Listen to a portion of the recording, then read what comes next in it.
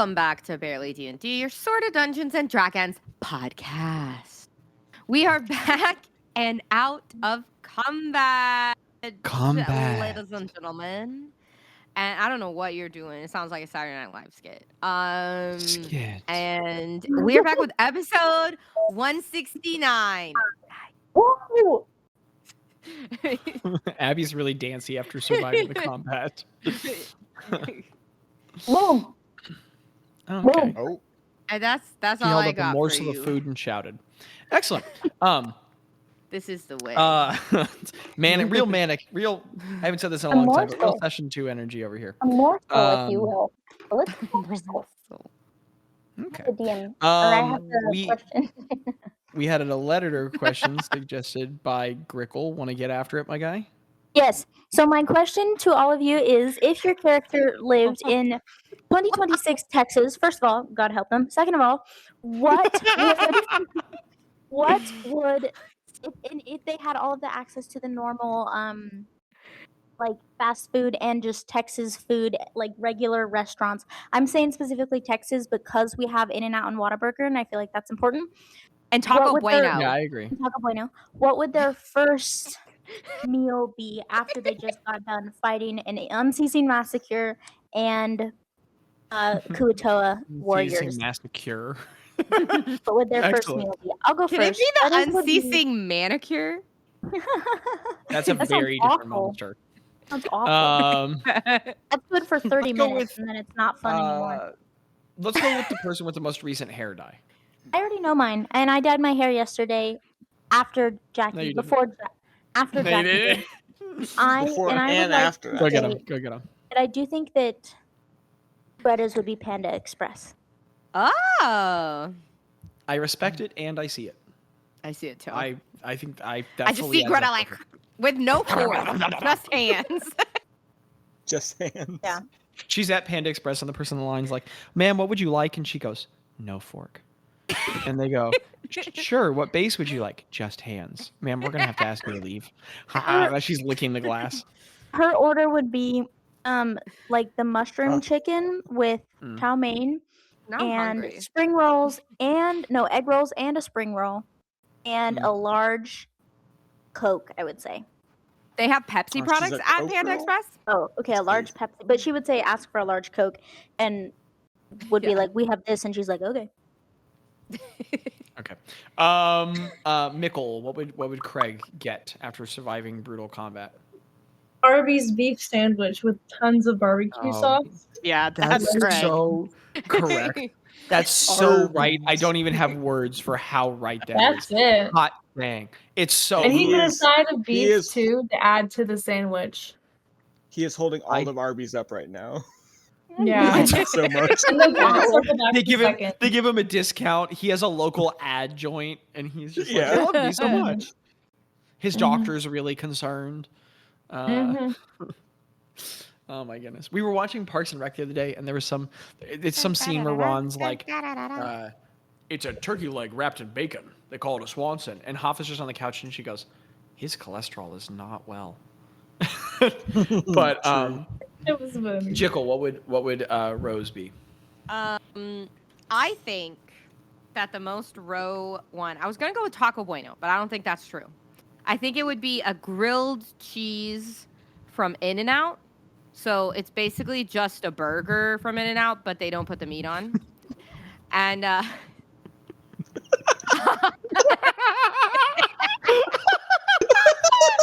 I have to say it out loud now. We three were like, we know what to say. So listeners, I typed in the chat. Did you know that Diet Pepsi is the only soft drink not suitable for vegetarians or vegans, but they won't tell you why? And that is true. It's on their website. And Micah responded, "Gross," in all caps. Zach said, "It's the piss." And Daniel said, "'Cause it sucks." That was okay. What me and Daniel just did to the big bad guy is what Zach and Daniel just did verbally. She would. It's not vegan, they won't tell us why. It's the piss. It really does. There's just some guy at the Pepsi factory just fully pissing in the vat, and he like turns to the guy in a lab coat and he goes, not. they can't know, and he just goes back to peeing. He's got like a hamster water thing to keep up with the hydration. He's always got flu. He's got one of those running bags with the water on the back, so he can always be drinking. Okay. It would be a double. No, there is no double. It doesn't matter because it's a grilled cheese. It would be a grilled cheese from In-N-Out with extra sauce or spread or whatever they call it, and fries. And she would try to do some weird thing off the secret menu, but it wouldn't make sense. And a large lemonade, and that would be Rose because she'd be like, "Oh, it's from California, and also it's vegetarian." I got so lost. She knows what California I is. fully forgot Jackie was vegetarian. Oh man, It's the biz. my head hurts now. It's a really important time to say I've slept 17 hours this week. Durngle, what's wrong with him's meal? I don't back know why that. You're good. Did we say only fast food, or is it No, also? live your dreams. Just like Hell yeah. any food. My first thought. You said city food? I said Oh my any goodness, food. Daniel, answer Any the food? question. Sorry. Answer I the was like, what the question, hell is Steven. city food? Anyway, I think he's going to Texas Roadhouse. He's had a terrible day. He's eating all the biscuits, all the rolls, Yes. everything. Oh my Yeah. goodness. Yes. He's gonna get a steak Good. smothered Yes. in everything, with everything. Every side that he could order, he gets it. T-bones, medium rare. So He somehow gets the blooming onion at Texas Roadhouse, and they don't know how it got there, but they're like, "Yeah, okay." Yeah. They're like, Hell yeah. he's like, can I have a bloomin' onion? And the lady, like the waitress, is like, no, sir, I'm sorry. And then he shows her the menu, and she's like, yes, you can. I suppose. yeah, Oh my that's what he's goodness. doing. Maya's really turned into a food I mean, fiend they in the do last year. technically have a bloomin' onion, but they call it, something different. But They call it like Rattler. I the don't know. Texas cactus. yeah, something like that. Is there a Something like DM NPC or? What's the hello? What do you go to La Madeline? I think we should do hello. Guys, I have to have my window open right now, or else the smoke alarm will go off. I'm worried my neighbors are gonna hear me doing things. Like, look. Is that because of the farts? No, it's because. Okay. So today, Oh. and no, I'm not going to tell that story. We needed the session to start. Okay.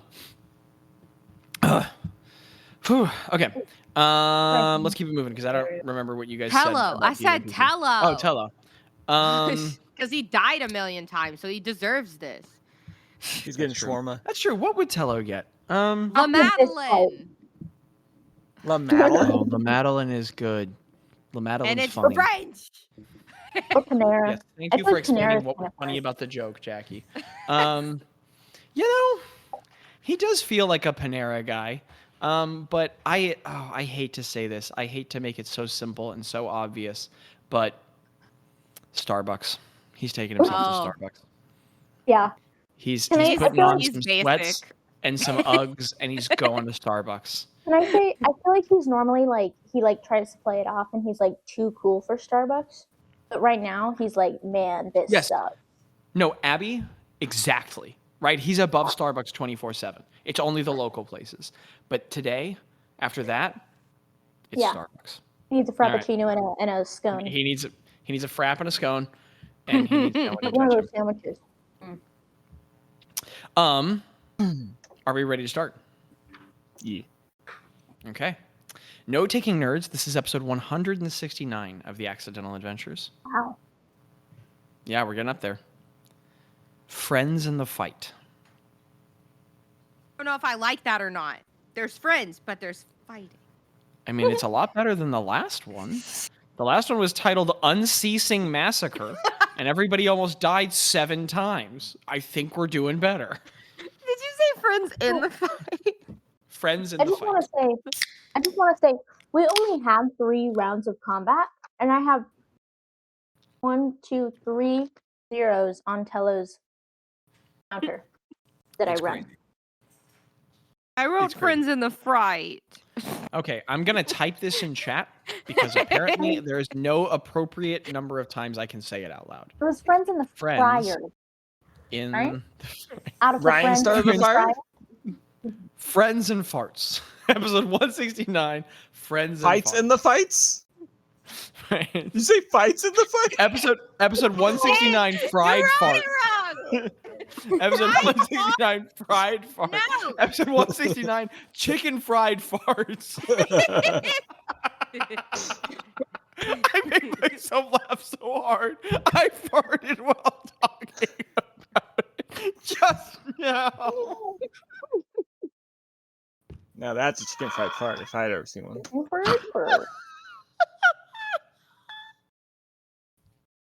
Where are we at? I looked away and Mike is in a different place in the house. Making a sandwich. Making a sandwich. Episode 2 energy is so real. Wow, it's This is 10 gonna be o'clock. such Mike a- is making a sandwich. This is gonna be such a weird energy No, to I come just back mean into the that's second session crazy. with. Much Like fun, you're Mike. normally asleep, but that's okay. This is a level I'm saying that 14 with and level love. 17 adventure, and I think I've discovered that if I don't start 14.815. talking, I'll never get it back from anybody. So it's a level 14, level 17 adventure. The date is 3488 PB. CB call the 10th, as has been made very clear to me. And the fun. I mean, there's not a whole lot of recap or explanation here. The fun guys have just slaughtered the Kuatoa who came to hunt them down, and dang it. So funny. That's really good. Okay. Fun guys have just slaughtered the Kuatoa who came to attack them, and they have just destroyed the Unceasing Massacre here in this horrible ravine that somehow looks worse than when it started. It's now filled with body parts and blood and char marks and a truly astounding quantity of bone fragments. Having just recovered from near death's door, what's the party doing? So, Dan, oftentimes after a fight, we do not keep track of spell slots and healing. I'm assuming that we're going to keep track I of don't them. need you to right now.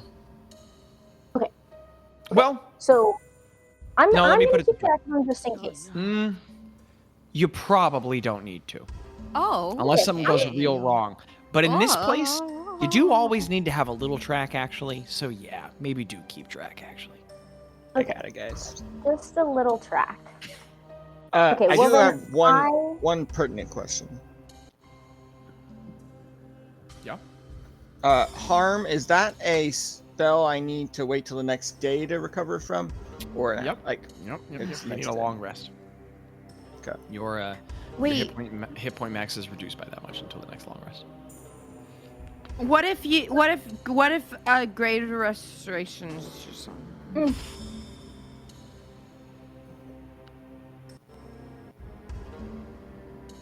Sure. If you've got the components to burn. Oh, that's right, it's components. I'm playing Bazz, so hello, but I won't do that because I don't have it's That's like fine. components. I just wanted to ask for me to. I think if it's okay to take the roleplay moment at this moment, and you can shake your heads if you don't want me to.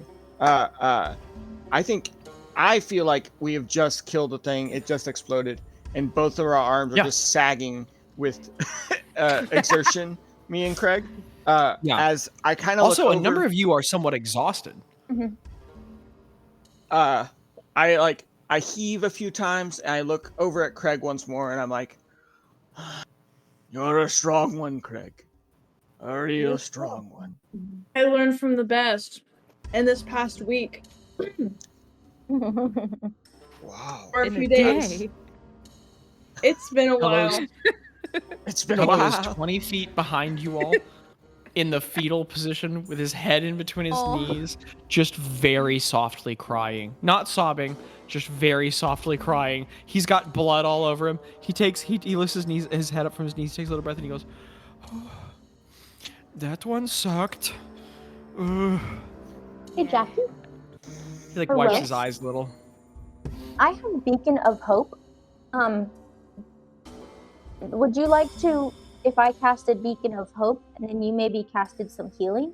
Beacon of Hope means that you get all of the maximum healings. So if I casted Beacon of Hope, then for a minute, all of the maximum healings would be maximum. All of the healings that you did would be maximum. There's a mechanic you guys have never taken advantage of. Short rest. Which is a core mechanic of this game. Yeah. Call the short rest. And I think for the purpose of regaining hit dice, you've literally never done it. But you can. Also, while we short rest, I could do Song of Rest and it could help. Hey. All sorts of things we've never done. What is Song of Rest? I've never used it, but I just looked it up on the last session. It basically gives extra hit point dice during your short rest. We should do that. I communicate to the party. I say, hey guys, she's like out of breath, like laying on the ground, probably like patting. Yeah. And she's like, if anybody does healing, just let me know and I'll do my thing first to make it better. Sick.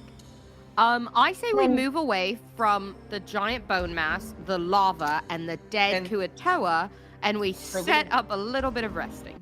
For a little contextualization, if you guys recall what the map looked like, you're in this, it's 15 feet of like sharp jutting obsidian fragments in the walls on each side, and then the dark sky above you churning with energy. And you've been told it's dangerous to walk outside of the ravines and to get up high because things can see you and come down after you. And you're in this ravine now where there's just a mass of charred and cracked bones all around you, slaughtered Kuatoa, your own blood everywhere. And there's also streams of lava up ahead and then a pool behind. So you guys could go take a seat near one of those rocks jutting out of the wall, somewhat near enough to the lava that it's 20, 30, 40 feet away, that it's warming and providing light, but not near enough to start burning your flesh. And you could just have a seat and a rest there. What time of day is it right now?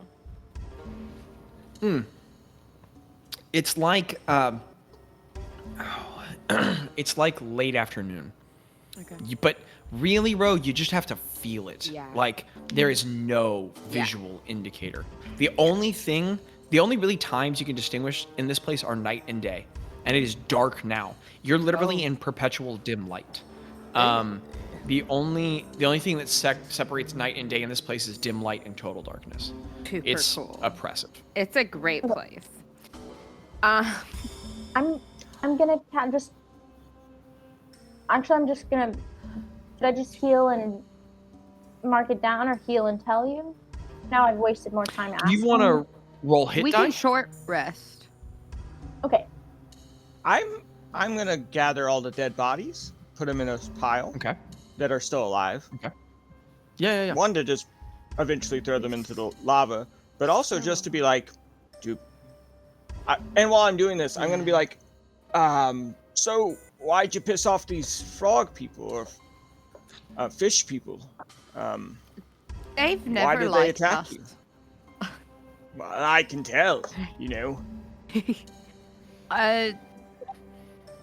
Their god kind of has an issue with our friend. Well, Craig, you can explain it better.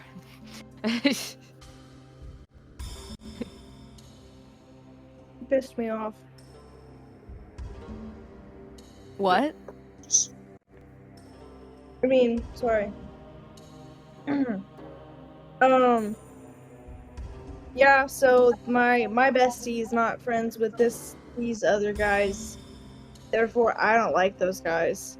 And they don't like me. And I'm holding my bestie. So we don't so we are target.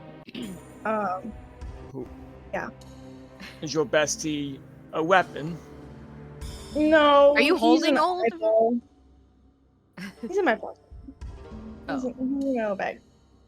So, I guess confusion.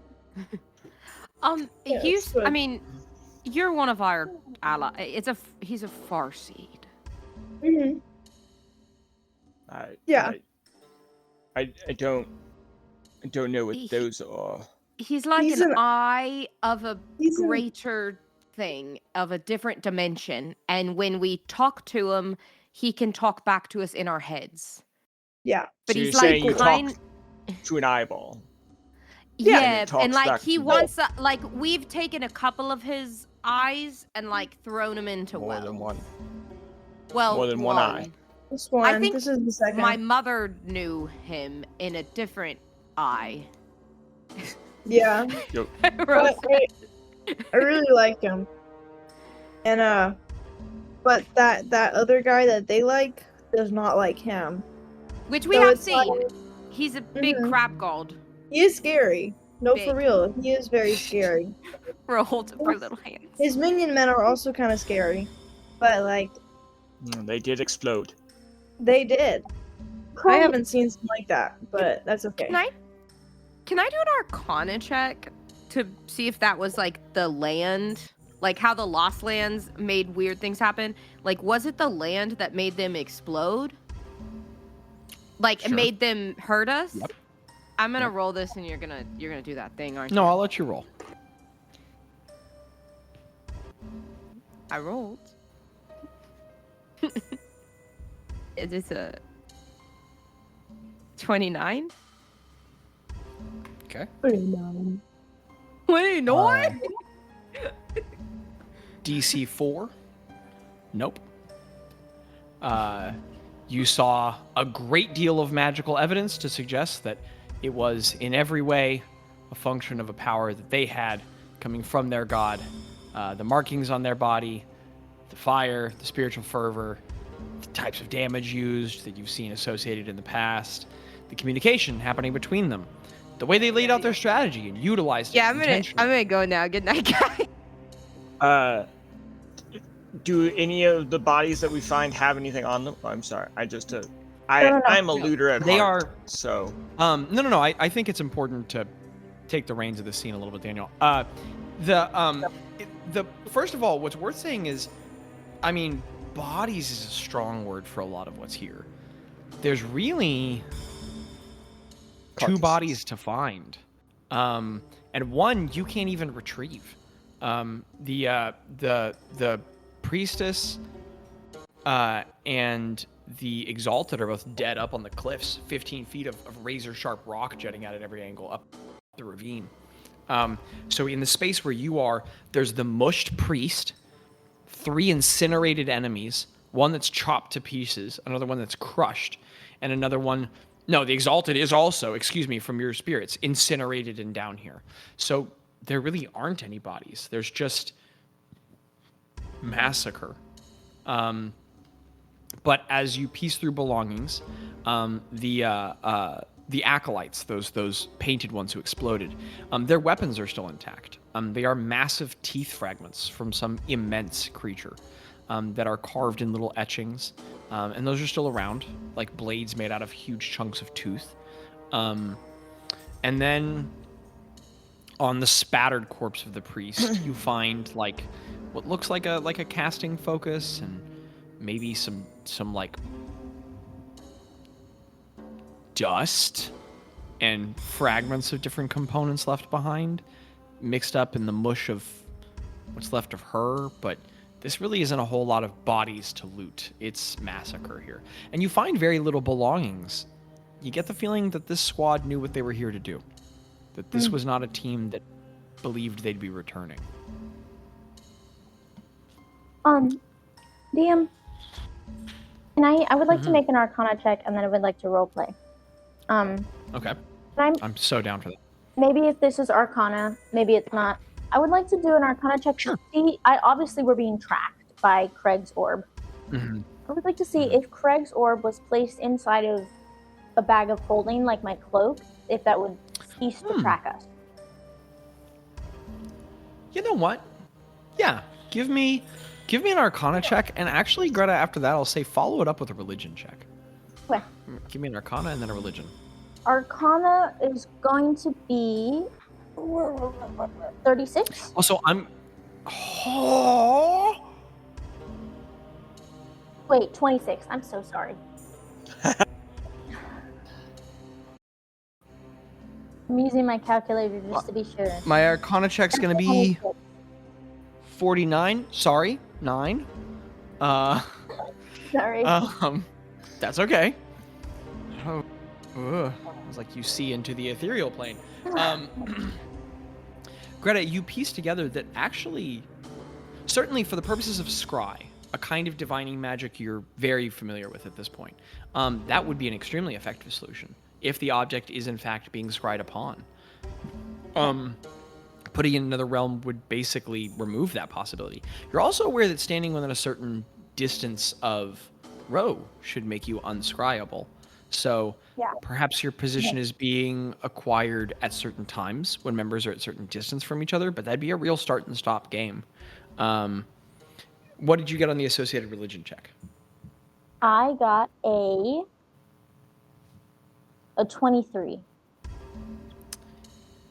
You are aware from your limited but growing studies of the divine that, because there's also a part of me that likes to believe that you're just reading information of the Incoatrum at times, and that your role as like Archpriestess of Saloon, and I even had this little idea that like your cloak that has the little fragments of writing, every once in a while there's like new script on it that you could be studying, and it like magically changes every so often. So just, I think Greta is very interested in this experience with Kuatoa. She has been literally since the beginning of her journey. Like, this is interesting to her. Yeah. And sorry, this is random. I'm just checking. No buzz from me, right? No. Okay, I just had the green border going, so I was checking, but I just wanted to check. It's like tiny. It's like very in the background. Okay, all right, then we're fine. So what does what does dawn on you, Greta, is that this probably isn't the function of a spell. Karkarin is very possibly one of the it is possible that he is the most powerful living entity in this realm. That in this world, on the material plane right now, there's probably no other present entity more powerful than him, if he is in fact an actual young god. The term god gets thrown around all the time. Like, Rongrim's used it a little bit, but this would be the only god beneath the veil. A thing that shouldn't even be able to happen. And there probably aren't a lot of borders on the things he can do. You have heard of spells like Wish, and you had heard. You had wishes demonstrated by the Sealy Court, right? And you're aware that they were just Archfey. The borders of what's possible with Karkarin are probably thin and ever growing as edges of horizons. And so, though you are guarded by Rose necklace, and though you could move the Farseed to the Cloak of Holding, it also occurs to you that if Karkarin wants you found, especially while you're on the same plane of existence, there's probably not a lot stopping him. Okay. It's a different level of power. Okay. I know this, or I ponder during our It occurs to you, yeah. Yeah, and I kind of like parse this out from what I know. And I'm gonna approach Craig, and I'm gonna say, hey Craig. If you could just refresh me, what kind of deal did you make with, like, is there a deal with Old? Is that why we're ferrying him? Zach, it's been a minute. Was there, like, isn't it just that, like, while I'm ferrying him to the well, he tries to, like... You previously had much more of like a pact, like a union with Old. You were once all of your magical power came from Bralagekith, and you had, there was powerful binding between the two of you. Now he has granted you an affect of his power. You've been separated from that bind. Now you have an affect of that power, right? You have the boon of the Sighted One, and in return, he's granted you another Farseed Teferi. But you're also aware that this is much more of like the first time there was like a true pact. You're aware that in this circumstance, it's much less of some sort of a binding agreement and more that like just friendship. He's putting faith in you and feels close to you and is just kind of, he's like, hey, take this for me. This is much less a circumstance of like you are bound to him by powerful magics and more like you've proven yourself to him in the past, almost something of a champion for him. And he has offered you a benefit without kind of fully collecting on what might be owed for such a thing and is just trusting you to get this done. Both a function of the sort of relationship he considers himself to have with you. You know him really well. And also probably a move of desperation. As you have, in the limited contact you've had with him in the last couple months, you have seen him becoming more and more and more and more. He's lost some of that aloofness, some of that cool curiosity, and it's been replaced by a quiet desperation. There's really not it's not like a me score deal, you know, it's not something that I'm doing because my blood's in it. It's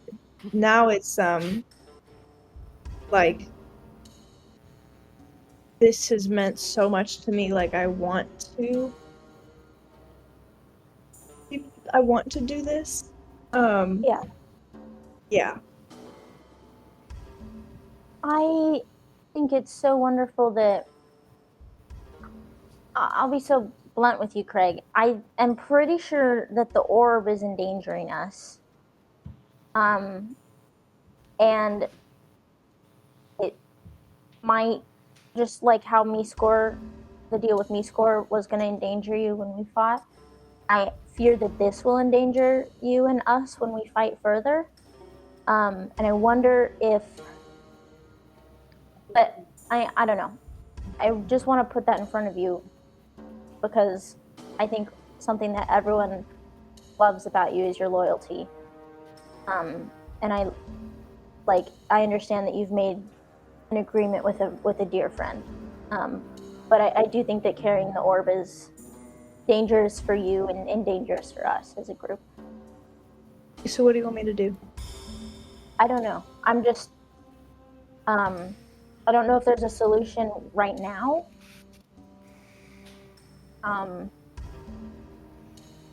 But I don't know. I don't know either. I see the same problem. I see the same. I understand what you mean, and I do agree that, in the same way, if I don't know, once someone from the Fae came after you, and was dead set on attacking you, or something, that we would all be in danger. I know that it doesn't make sense, but the same way that Hello and Ro and everyone has a place in this party, I also feel the same way about Old. Okay. And I know that doesn't make a lot of sense, but to lose him would be a loss that would be equivalent in my heart to the loss of one of y'all. Okay. But I do understand that is also needing to be balanced out with the reality that a lot of us just almost died. I wouldn't have asked if I knew that he held that place in your heart, and I'm sorry but I mean, if he's on our team, he's on our team, you know? If he's on your team, he's on our team. But yeah, I do wonder if maybe it would be safer to leave it in Parsage next time? No? Oh, no. Maybe not then. Ro pipes up and goes, I don't really want a bunch of Kuatoas showing up at our door and burning down Parsonage a second time. That's a great point. I'm gonna stop suggesting things. If it was... Is there a place that we could go? Like you could drop him? Like, isn't he supposed to be dropped in another Telos thing of water? Telos like 20 or 30 feet away. You guys, I mean, for the sake of roleplay, for a time after the combat, you guys were just like breathing for 10 or 15 minutes and resting. And Telos like stretched out things a little bit. He's like sitting down, and he sat down up against a rock near one of the lava pools, and he's just picking up stones and just throwing them into the lava and watching them. And from where he is, he's leaning back and he goes, "What about your Manabus? I mean, might be safe leaving a very dangerous magical object with them. Also, Sure. I mean, I'm not telling you guys, like, I don't know. We just almost, I understand why we're discussing it because of the circumstances, but I understand this isn't something we're figuring out right now. Like, maybe thinking about it right now makes sense, but like, we're not going to go and do anything right now, right? Right now, we're gonna go to Chista, right? Yeah. No, I agree. I just, if we need to make a plan so that Kuatoa... I just mean if we don't come up with a solution right now, I don't know what that changes, Okay. That's true. I think Ron would pipe up here and be like, I'm not anybody to talk, but I think the Bone Massacre thing was the thing that almost killed us, right? Like, Kuatoa did not bring about the bone monster. And honestly, it looked like the fish people were kind of... We've fought Kuatoa a lot. And survived easily. That's a really, really good point. It just was a bad time for both Kuatoa and a bone monster. Yeah. And then I'm gonna walk over to Craig and just be like, and also, I don't think your friend was saying this, but you didn't bring our almost death upon us. No. The bone monster did. And how is everyone doing with that? I've faced death a few times, but if you've been fighting and talking to gods and monsters like the older ones are, because it sounds like you have, are you okay with this, what we just did? I'm chill. You turned into a thing I've never seen, I don't think. Oh yeah, that's a dinosaur, I think. From what I figured out. Ro gets a little nosebleed, and a voice comes by on the wind and goes, "Big Mike." Or something. I don't know. I saw a blue man turn into it one time, and I kept it in my memory bank and thought that might be good. That might be a good thing to, it's really big, a lot bigger and stronger than I am. It felt fun. I got fish taste in my mouth afterward. That was not great when I unshifted. Yeah, I was gonna ask that about you. Like, did that? Yeah, there was. Yeah. Like, there's like spiced fish or guts? What? I was like. I've tasted a lot of fish in my life. Yeah. I'm a sailor. It's kind of like burnt fish. Tells to the side and he goes, almost like a fish shoulder, or I don't know. What do you? Like head, like his eyes. Sorry, I got the headache just then. I don't know what that was about. Blood. That's weird. Yeah, it was just really fishy. In a bad way. Gretta says, I think that's a great point, Ronglin. I think being able to keep an eye out for it is better than nothing. Oh yeah, it's a good thing. If the eye thing is bringing more of those people out, it's good to know about it. I was gonna give you a way worse option than what your friend was gonna give you. So I'm glad she spoke and I didn't. So do you guys think if we talk to Karkrin, he would help us fight like Shista or Zorgrum, or if we made like a deal with him? Chokes on his breath. Is he the person who just sent us to Kuatoa after us to kill us? Yeah, he's the god, the crab god. He's a big lobster guy. Yeah. So you think the person who just tried to kill us with fish, we're gonna join up with us? I think not. The enemy of my enemy is my friend, kind of. Quite a bit of time has passed in the course of your resting, and you all have migrated this conversation back into travel. Just because I'm recognizing that you all will do this for a long time, and I'll let you. Yeah. But I'm now just narratively introducing that you guys are returning to the point of the session, but you can keep role-playing as you're doing. I would say after a little bit, we would stop and have a short rest, and Ro would sit down and That's what you were just doing.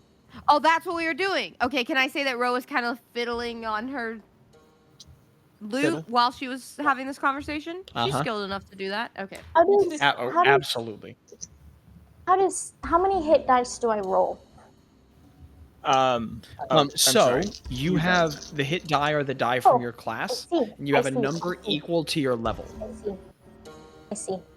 Also, everyone gets an additional 1d10 because of Ro's Song of Rest. Yes, it is a lot.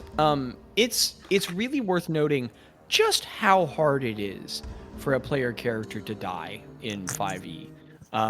It's incredible. Fell from the atmosphere, take a nap. Had your leg chopped off, sit down and rest an hour. It's the healing ability. Everyone in this world is Wolverine. Everyone just needs a little sit and a breathe, and then all your wounds are healed. Yes, Micah. Yes. Yeah. Also, you're adding a con to each one. Mm-hmm.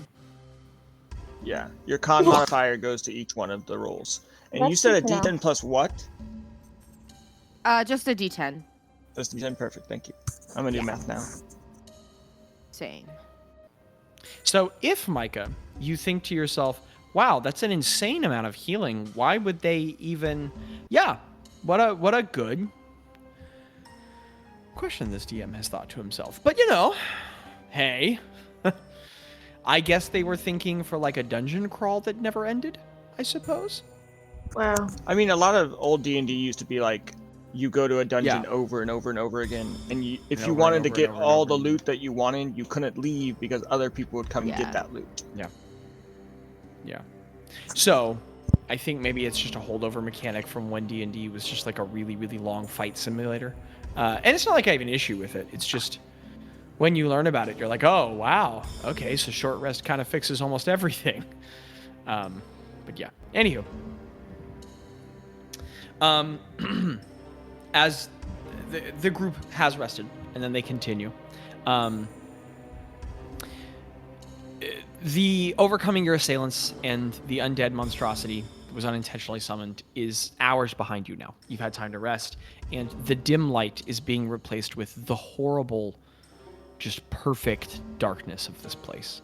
The hours are coming on soon where you will not be able to see.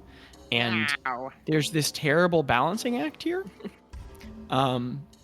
Where you both need to light your path to continue.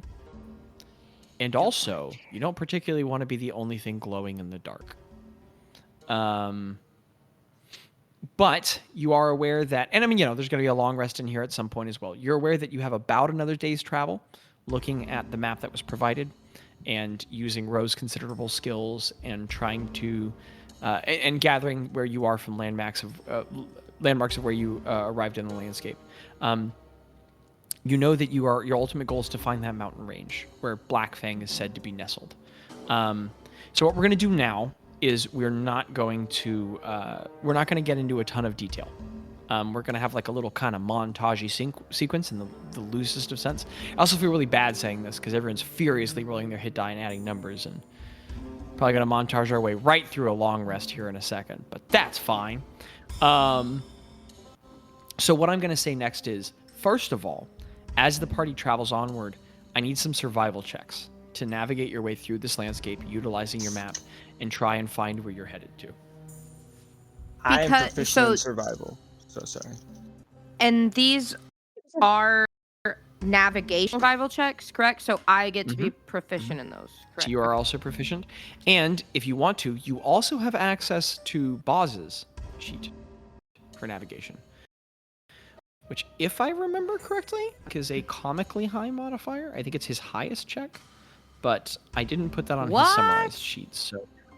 How is that you remember the whole thing where when you were in the Lost Lands where he was all like, yeah, this was my whole thing. I navigated all the time. And he had that special feature that contributed to it. Let's see. What does he have? Persuasion, nature, and survival are his 3 highest, which makes sense. That's very Bazzy. Yeah, so his survival is a plus 11. Yeah. I see that. But again, however you guys want to do it. And you also have all the time from the group to do this. So if you want to expend some resources to help up this check to increase it, but you know that you're going to need some checks to go ahead and make it through this landscape. So let's start with those checks, then we'll montage through some moments, and then we'll keep moving with the course of the session. Can I add guidance to these checks? You can. Okay, Gretta can be guiding. I would like to add guidance. Like to give the help action.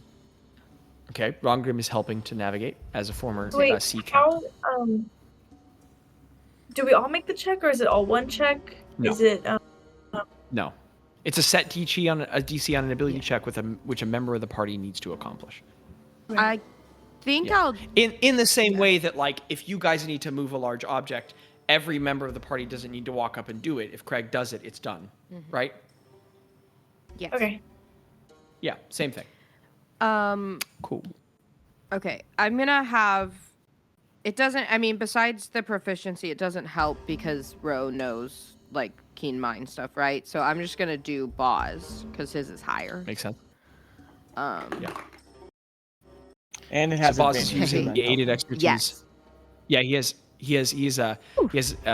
help from Rongrim and probably Ro as well, as they're using all their combined navigational skills. And he's using his connection to the earth through like those roots that he can grow out of his finger. Every once in a while, he's like putting them in the ground and trying to use that to guide himself. And guidance? And he has guidance. Well, I rolled guidance pretty good, if I say so myself. So You that could is gonna also be... bardically inspire him if you wanted. Yeah. I just Do want be to see aware how that high this I is can the get. same day you intend to arrive at Blackfang, as you consider Oh, it the is abilities the you're same using. day? Oh, I thought we had a long rest. my bad. Okay. That's happened. You've long rested. Oh, we've long rested. Understood. Okay. This is the next. Let me do math. Wow. We're not ready Yeah, for we're that. moving. Oh my gosh. Okay, so Bazz. Micah went, I didn't know we were going to Blackfang. I Wait, thought we were hold just on a going to second. window shop. Bazz with Rose Dice got a 33. That big number. Jeez. I like how Jaci specified it was his roll, but my dice. Okay, I've been using all different dice tonight trying to roll for Bazz, No, and no. none of them worked good, so I've gone back to Rose Dice. Okay, Bazz, That's fair. get Rose Dice tonight. So just to short rest clarify, Nicole. Does short rest 33. do anything for spell slots? Or no?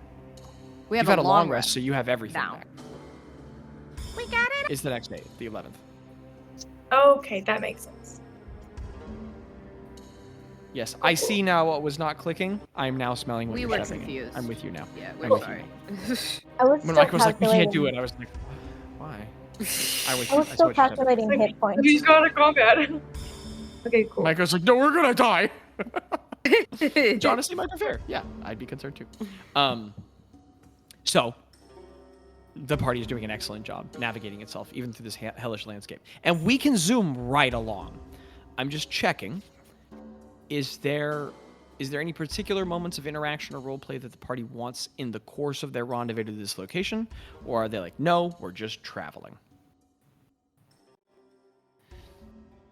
My question, because I'm Bazz right now, is more logistically as a player. Before the fight, not to meta. Landon can pick whatever spells he wants to have picked up. Okay, and I was just gonna ask, like, are we gonna have time to prep? Like, would he, when we come back, are we gonna have time to be like, and Bazz does his shield thing and all that. Okay, so I don't need to worry about that. It would be Beautiful. would be clinically, certifiably insane of me if I said, now you need to prep for a fight, but you have to do it a month before it's going to happen. And it needs to be done while one of the players for their character isn't there. I'd just be a mean DM. Figured. That's unhinged. It's a week away, isn't it? Yeah, it's just a week. Well, away. I mean, but yeah. But you know. You get my point. Being hyperbolic. Okay. That would be unhinged DM behavior. Yeah. Thank you. Consider yourself thumped. Are we another ask for Rose's memory? Are we meeting anyone up so there? Let's give a little context in case we forgot. Yeah. The whole plan here is for you guys to arrive in Zorgrim, travel to this big mountain, because you know that there's this mountain. I mean, mountain range is not quite right, but this like a little valley in between some mountains where Blackfang is set, and where the 5 towers of the Lich Lords are around them. And you know that you're set to go there to meet up with Alondra and a bunch of other people who are supposed to be a part of this assault force, to strategize with her. That's this session. And then to go assault Blackfang. That's the whole thing. You know that the basic idea you've gotten is that everybody's going to be broken up into teams because these towers of the Lich Lords need to be taken down before you can get to Blackfang. They create this magical barrier around the tower. So you can't just go and fight it. You're going to have to get through a tower. And everybody else is going to have to take their towers down at the same time, and then you can go fight Shista. And you're aware that there's not going to be any rest. It's going to be go time. It's going to be Omaha Beach, and then the next thing, and then the next thing, and then the next thing. And that's it. So you are aware that you are headed now to go to this place where Blackfang is going to be, to meet up with your allies, to strategize and prepare, and then go do this thing. Okay. Didn't know. I don't have anything until we get there. Okay, great. Mikkel? Hey, Zach, real quick. So we long rested? Yes. Okay. Doesn't that reset our hit points, or is it? Absolutely everything. And no exhaustion. Okay, so why did we roll the Why did we roll the 10? Couldn't tell you. And yet here we are. Well, if people got multiple levels of exhaustion, it would only take away 1 level, right? That's true. Did anybody get 2 levels of exhaustion? I did. Am I still exhausted? You are exhausted 1 point. So disadvantage on ability checks. Cool. Okay. That's with the. And the nice thing is, you know that's not movement in combat and saving throws, but ability. But there's also a thing. If we were using spells the day before, if someone had a greater restoration or something, they could remove the level of exhaustion. Yes. So if you guys wanted to retroactively have spent a greater restoration, you could have, if you have the components. Oh, that's true. What are the components? I have 300 gold dust in my inventory, but it says 4 Bazz, so I'm not. It's 100 gold. Oh. It's 100 gold worth of diamond dust. Yeah. I have 300 gold worth of diamond dust, but it's for Bazz, and I don't remember what it's for. So I will let you make that decision. I'm not gonna do that. You should do it. I believe in you. Let me see if Bazz in his inventory. Let me see if Bazz in his inventory has any more. Like what he has in his inventory. Okay. Because if he has enough for multiple greater restorations, I say we go for it. Well, I don't want to take his stuff. Is it in your inventory? Yes, but it says 4 Bazz. Us to use. Well, I have. Okay, he has some diamond dust. He has enough for 1 greater restoration in his. So I say you use the one, because I think he had you buy some more, so that he had more than 1. I say you use it, because I say you. I mean that's. I will use it. I say you use it. Bazz still has 1 for a greater restoration in his inventory, so just use that one, and we'll call it. You are on the way to the greatest smackdown of your lives. Yeah. Okay. Well, then I will use it. And we'll say I did that yesterday. In the period of the long rest, Gretta sublimated the diamond dust she had on her person and supplicated to Ioun and had her layer of exhaustion removed. So I think if I'm picking up the vibe correctly, we're now on the same page about what's happening, and no one has any roleplay activities or anything before arriving, right? It's just a day of travel. Okay. Mm-hmm. The landscape is harsh and dark and awful. And there are many small moments where y'all's abilities are necessary to traverse this landscape. Many periods of navigating, like sometimes the ravine splits into great gaps, and this has to be traversed. There are pools. I mean, you at one point you go like half a day without seeing any lava, and then there's more, and you have to like carefully cut your way around it and not get anywhere near it for the sake of its great heat. But after the sum of your arduous venturing, more than 2 days through this landscape, in the early evening of this third day here, you all work your way through this long ravine chain, split into others with many stops of checking your direction and using your magical headings.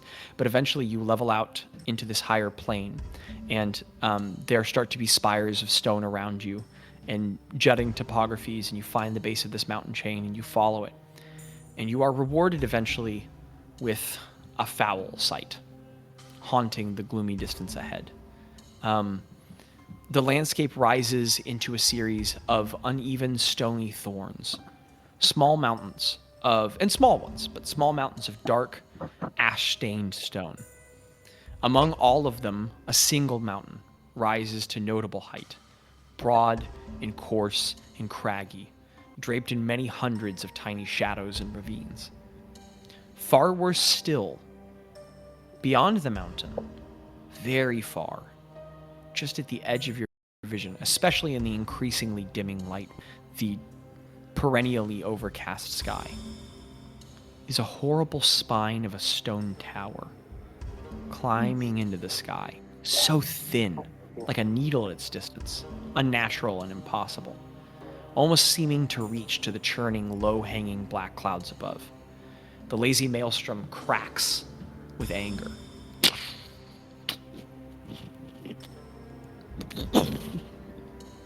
And whispers of distant evils to come.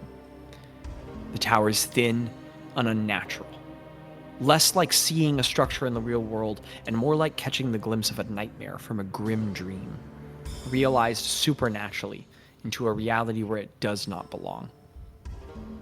It is a strange sight past the mountain. It's painful in your eyes. It stings, and you all start to tear up, not like from emotion, but like as if physically gazing upon it hurts your eyes and they're protecting themselves. And it seems to, for a moment, almost muddy the mind with fear and cold whispers. Seem to drift by your ears. I actually need a charisma saving throw from everyone in the party as they look at the tower for the first time from so great a distance. Necroman. I do have a aura. You do? Does anything, yes, but... and everyone's within range of Craig. Yeah. You can't be frightened. What does it do, Micah? You can't be frightened. You can't be frightened if you're within 10 feet of me. You can't be frightened. So if this is a charisma saving throw for being frightened, this entire feature is negated, Micah. Oh. No one in the party even has the possibility of becoming dumbfounded and stunned, as there's just this magical essence coming off of Craig.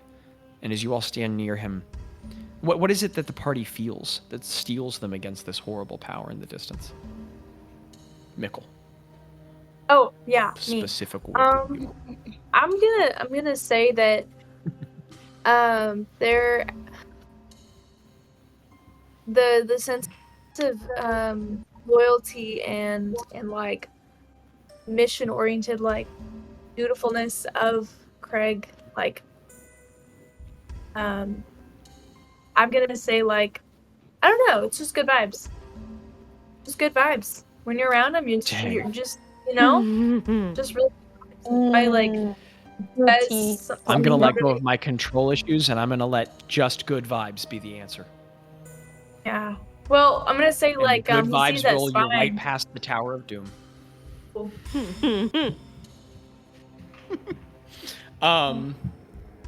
Magically warded by the divine power flowing through your paladin. It is no less chilling than whatever that horrible sight makes you feel in the distance that you've built toward for so long.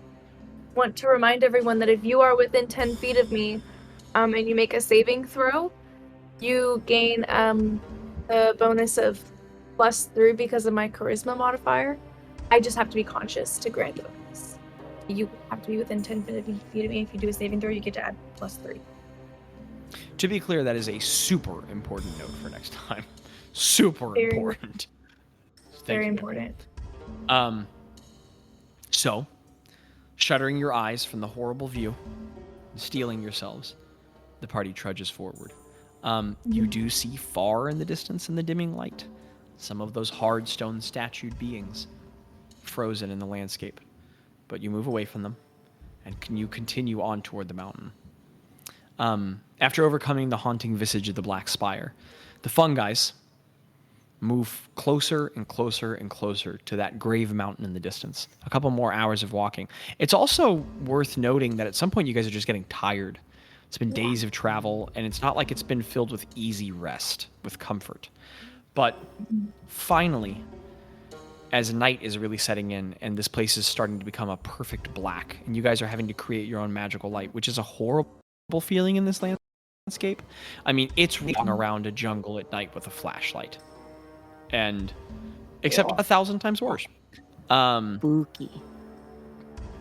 Eventually, you all start to see something that brings just this first smidgen of hope in all this time in the distance. Toward the base of this mountainscape, opposite where that dark spire rises that you can no longer see in the light, but you feel like it's watching you. You all see another light. A twin light to your own, very, very dimly in the darkness, a weak light. And just around it, you can see a gathering. It looks like huddled shapes and figures, clothed in dark shadow, a little natural and a little magical, near the mountain's base. It's really hard to make out the figures, but it's very much at the location you all were told to rendezvous.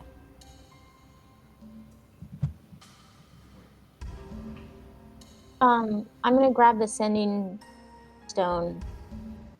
Okay. And I'm gonna call. Who do we know is gonna be there? Do I get to talk to my fiery friend? You are very aware that this entire thing was called together by Alondra. Okay, well, I'll call Alondra. Call Alondra. Did the fiery friend mention that she was gonna be there? You were very specifically told that Court would not be a part of this venture. That the idea is that not all of the Manibus nor all of the heroes of the world would be gathered. In the case that this was catastrophic, that all of the world's defenders would not be slaughtered in one place. Right. Well, that's so grim. I was just wondering. She's my favorite. For sure. So I call Alondra. I say, oh, this is so awkward every time. I say, hello? Okay. There's a momentary pause. Great. Oh man, the energy we came into this session with. There's a pause, and then you hear a voice say, Gretta, hello? I take it you've arrived somewhere in the distance? Do you see us? Oh, I see your light. I see your light. Okay. Can you make your way to us? Yes, we're on our way. Perfect. Yes, I can. And there's just the light, and then reappears. And she says, okay. You might want to dim yours soon. Okay. Cool. See you soon. Click. Okay. I say, hey guys, Alondra said we should maybe dim our light. That's scary.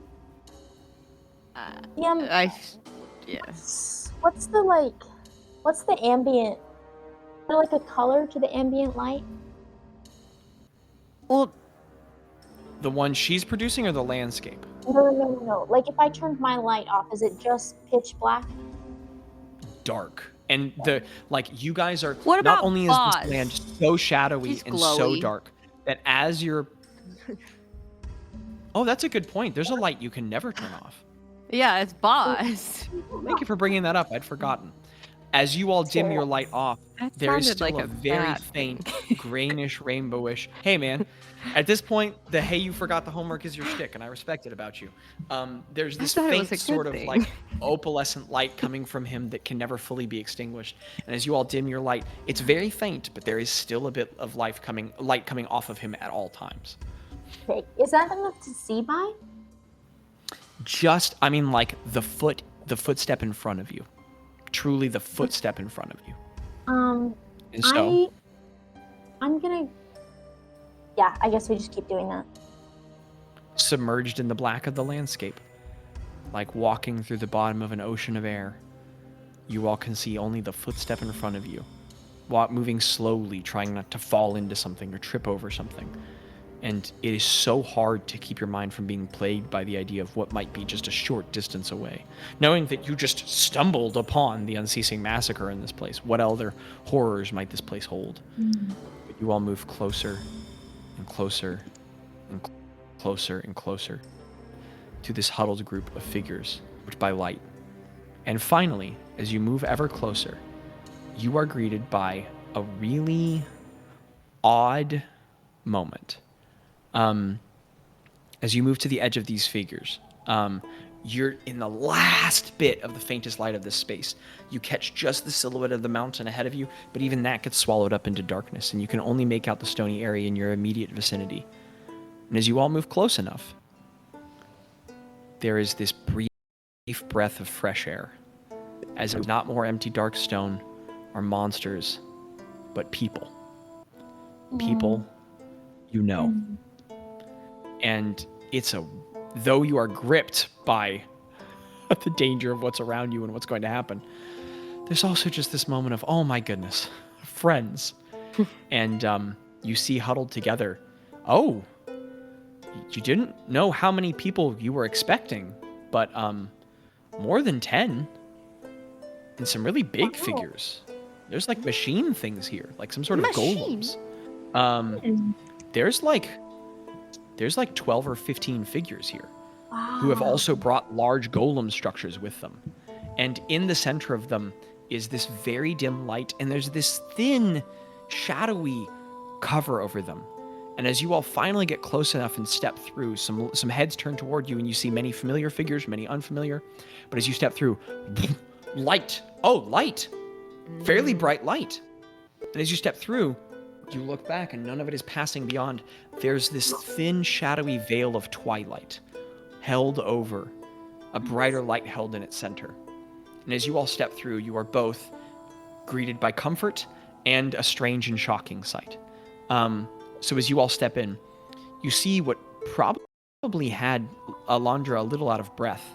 The group that you walk into is, you are acknowledged.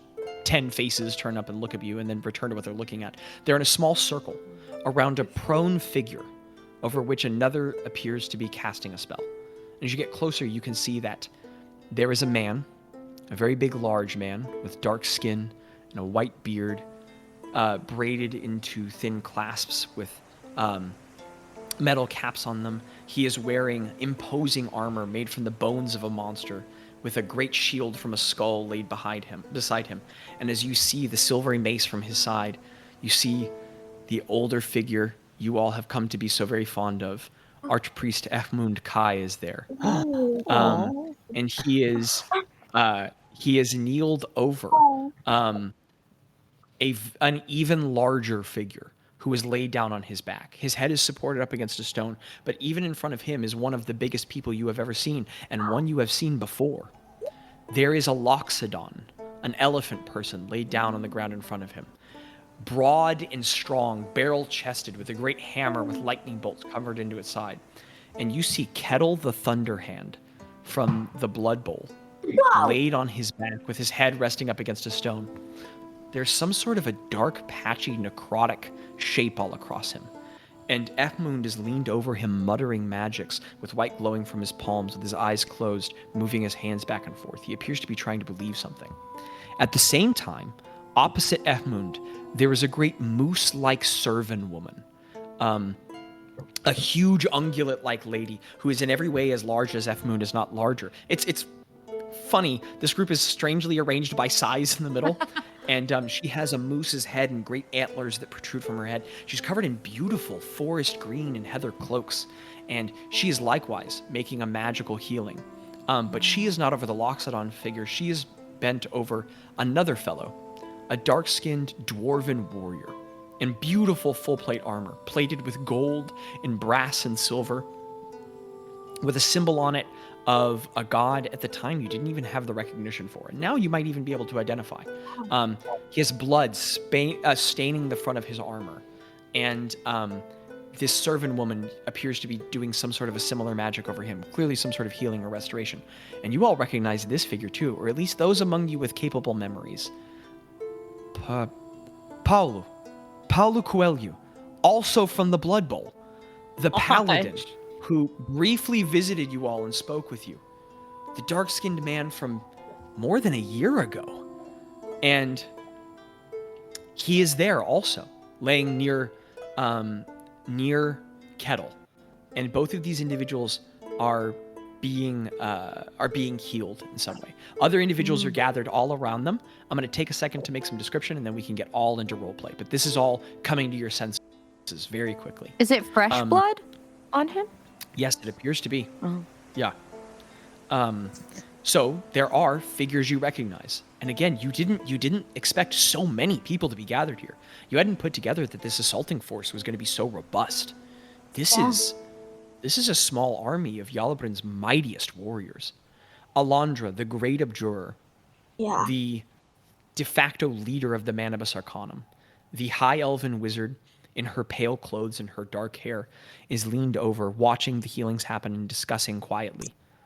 At her side is a woman none of you all have ever seen. She appears to have Southeast Asian features. She's rather short. She has monolid eyes with thin eyebrows. She has a wispy, somewhat curly dark hair that spills over her shoulder, stained with gray. She is also wearing wizardly robes, and you're not particularly familiar with her. If you are proficient in history, you may make a check here, and also Ro, you may specifically because you are from Unsen. Standing behind Alondra in this figure is a towering thing that you've never seen. A creature made entirely of metal, with an immense broad torso and legs. It stands at almost 12 feet tall. A great humanoid machine. You've heard of some of these. A golem. And over its face is a sheer metal plate with a carved circle in the front, and you can see emblazoned onto its chest, in a mechanical series of factional rings, the symbol of the Maker. Rongrim, you heard these described by your compatriots. These are recovered from Chaskanen. These are the arch security golems they fought so long ago. And it is one of a number. What did we get on those history checks? I got a dirty 20. I got a 22. Okay. Greta, you don't quite place the individual. Ooh. But Ro, you just barely do. This is Atal Birok, the kind. A apostrophe T-A-L. So A apostrophe T-A-L, and Birok is B-I-R-O-Q. Atal Birok. She is the head mistress of Birok's Arcane Academy, one of the other great schools of magic in Yalabrin, and Unsen's foremost educator for the arcane. She's standing next to Alondra with the security golem behind them. Ahmund is over the Loxodon fellow, healing him. Kettle, who you recognize. And holy crap, Craig, that's Kettle! Whoa, that's the dude you fought! Next to Ahmund is another figure you did not know you would be seeing here. There is a half-elven fellow with wavy brown hair in polished silver armor, with some scars on him, and a mace at his side and a shield slung over his back with a blue half-cape over his shoulder. A fellow you are knowing increasingly well. Thespis Aronson is at Ahmund's side, helping to preside over the healing. Focused and skilled and capable. I knew that was happening. On the other side is a figure you truly did not expect to see. A drow woman with dark skin and very short hair, cloaked in a heavy, short gray cloak that seems practical and weathered. She holds in her hand a staff with a studded crystal at the top, with a symbol of the Kefkin Empire in the head. And you all see Aladra standing next to Thespis and Ehmund. She appears to be quietly watching, though not communicating with them. There's Paulo Coelho, the paladin, along with Kettle, and the arch security golem behind them. And then there are even more figures you do not recognize. And not only figures you don't know, some belonging to peoples and ethnicities you've never witnessed in this realm. Wow. Of note, there is a dragonborn paladin. She has a broad, strong head with white horns that come up out of the back, and a great basilisk-like crest going down. She's heavily plated, and she carries herself with poise and strength. She is towering with a great sword on her back and a shield at her side. She's scarred both in her armor and in her scales. She's calming, but with some concern, looking over Paulo. Next to her, you see a very, very small fellow. There is a halfling rogue woman. I just said her class, but it doesn't matter. There's a halfling draped in dark cloaks with blades at her side, and it's just like 20 knives everywhere and a short sword. See, we knew she was a rogue. Dark cloak. And you can see a handful of metal studs over her. You also see on the left breast of her armor a metal signet with the fangs of a dagger. You recognize her as, from your very brief dalliance in the land, as being a member of the Blades of Sandoria. And actually, based off of that crest signet, I'd like those proficient in history to try and give a history check here. What about rumors? That's what I'm talking about. Yeah, it's gonna be a stupid high DC, but you can make it. 32. Jeez.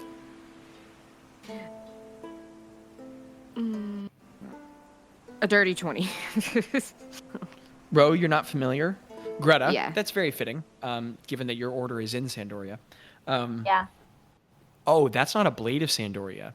She's a member of the Death Adders. They are, within the Blades of Sandoria, their most elite sect. Wow. They're the high elite order of assassins, and she's the elite assassin among them, one of that group. Yeah. You can put together, she's probably not here out of altruism. She's probably being paid a small fortune. Okay, cool.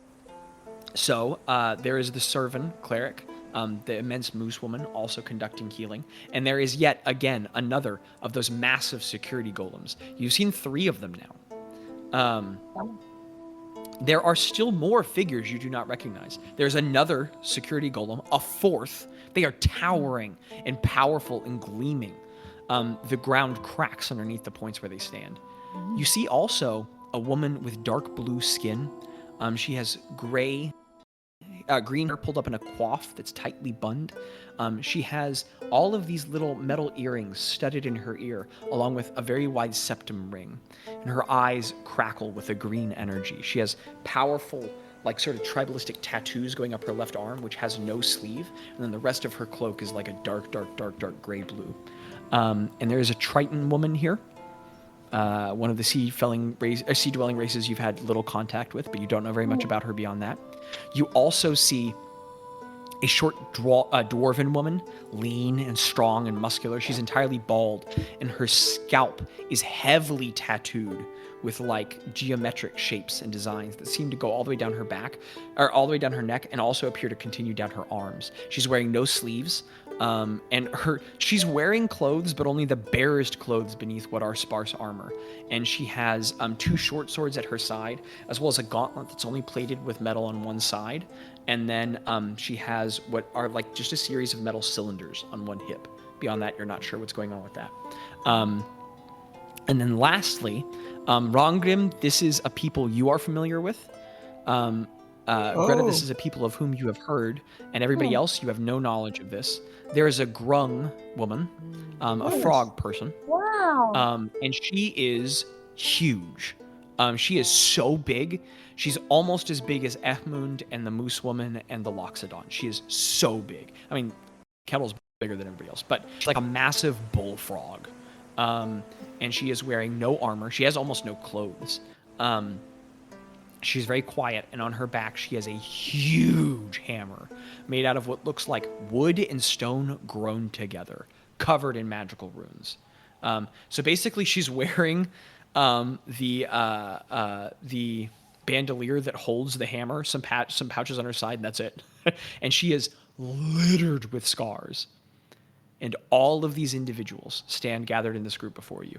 And you see people look at you and acknowledge you. Some might stay on you, but most people are focused on this moment of healing. This is the incredible, overwhelming scene you all approach. 23 people. In what way do you interact with it? I go up and immediately go up to Alondra and just like give her a hug. And I'm like, we made it.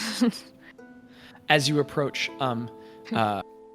she quit speaking with Atal, who gets like a kind of a diplomatic, if cool and calm smile. Just very like, Alondra, you watch, she's got bags under her eyes and she looks exhausted. And she just goes, she runs a hand through her hair and she reaches out from her great height to your little hand that reaches up and she holds it and she goes, now that is a relief. It is good to see you all fungus. And you all notice how much of the group gathered here is staring at you. And you're aware that you are both, I think he's repairing his signal by leaving and rejoining. You are aware that, you're very famous individuals. You're probably some of the most famous people in this entire group. But also you recall that the basic gist you got of the plan before coming here was that y'all are the heads, you're the head of the spear. So everybody else here had the supporting role. And as you all approach, there are warm looks from friends, but there's also plenty of looks like, they're here, the ones with the job. Alondra puts a hand on your she holds your hand and she looks up at everyone else in the smile, and the party smiles at each of you individually, and she says, I'm glad you've made it. I began to worry.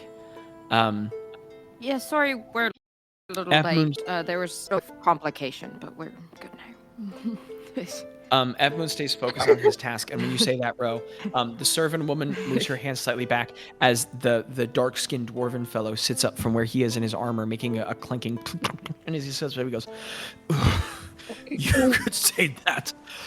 And he coughs up a little blood, and he goes, we had some troubles of our own. What happened?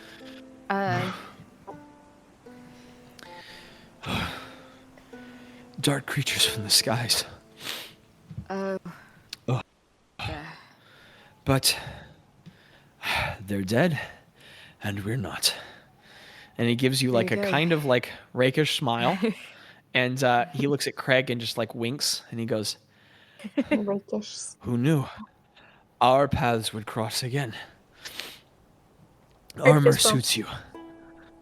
Ooh. Okay, you walk over to fist bump. He like weakly raises his arm. The servant woman gives like a polite smile to you and then bats your hand away. Like, and she just quietly says, "No, not now.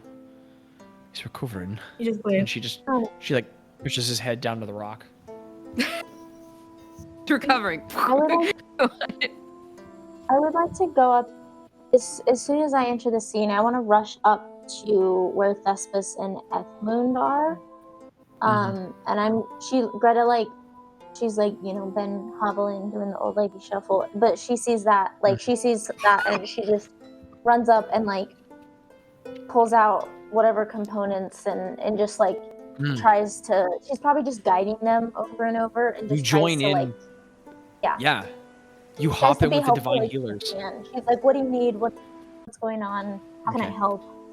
Yeah. As you run up and take your role as this very small figure between the two of them, Thespis turns to you and smiles warmly. Evmoon doesn't acknowledge you at all. He is in the zone. But Thespis turns and smiles, and you can see that he's really just observing. It's Evmoon the one who's doing the healing, and he turns to you and he goes, Greta! And he just like falls down to a knee and like opens his arms up for a hug. Aww. Is it returned? Yeah. Greta's like, she's probably okay, like as you hug him back. Like, yeah, as you hug him back warmly, it's a warm hug. It's not long, He hugs you and squeezes you and then lets go. And he like kind of sits back on the knee and he goes, "Now that is a face I didn't think I was gonna see for a long time. I'd heard you guys were coming, so I mean I guess I knew, but I can't believe I get to see you again." And he like looks up and smiles at everyone in the group. At Craig, he like waves at Craig and smiles at Ro and looks at Rongrim a little confused, but just kind of waves too because he sees part of the party. Bazz gives a wave and he nods and he says, "I'm so glad to see that you guys are well. This Kettle fellow, he's gonna recover just fine. Everyone's just wrapping up the ceremonial healings, and I've not a lot of time left to learn before we get into some action, but I figured if there's anything left to absorb here, I might as well be learning from the master." Yeah. Is he wearing he's wearing Saloon's symbol? Yeah. He has on the same thing as the last time you saw him, that silvered plate with Saloon's symbol on his chest and on his shield. Or the two eyes, the two stars on his shield. The exact same. I mean, it's got more nicks and scars in it than the last time, but the same armor you saw him in last time. And there's a small din of chatter all along the group. That halfling woman is standing near the barbarian, is talking with her. You get the feeling she doesn't feel a whole lot of sense of belonging among you all. Durngle. Yes, Durngle. I had met Thespis before, right? Because then I go with everyone to... Oh my goodness, you did. That's totally correct. Yes. Lufu. You very briefly met Thespis. He should know me. So there's that guy. Never mind. He does remember you. And Rongrim, you're like, oh, there's that guy I met for 5 minutes. Wait, Warriors of the Well met Thespis? That makes me so happy. That happens internally in Rongrim's head. But yes.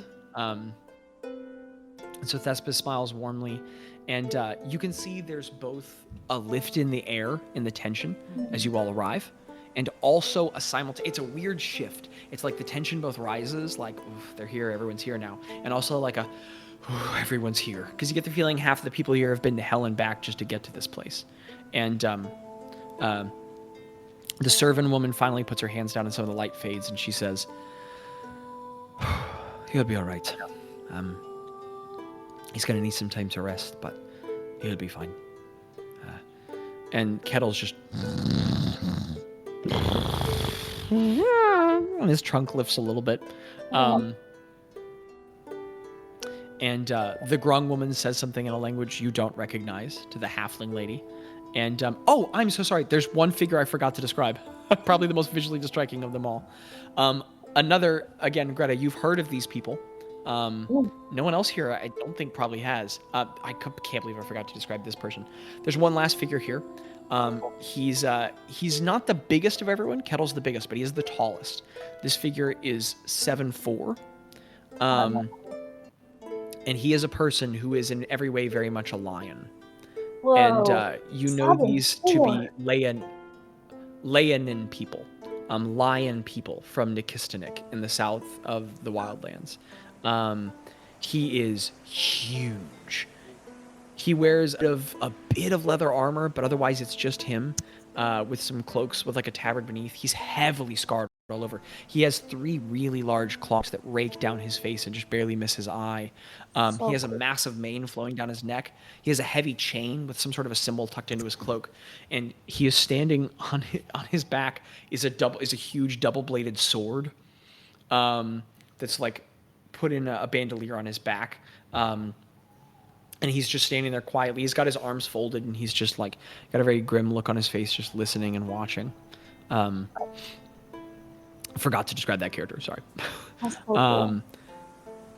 And otherwise, Alondra takes a breath and she says, "Okay, we're all gathered.